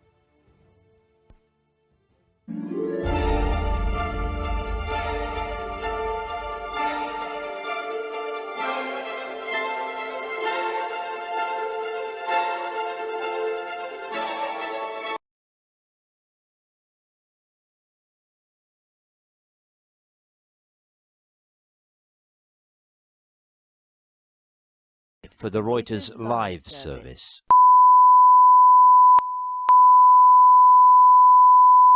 This is the primary audio circuit for the Reuters live service. 原来好的益生菌真的可以帮助入睡。太阳星全效克菲尔益生菌是国家认证 AB 克菲尔益生菌，含7种有身份证的专利活菌，能产生伽巴、色氨酸等助眠因子，难怪吃了更快入睡，也睡得更好。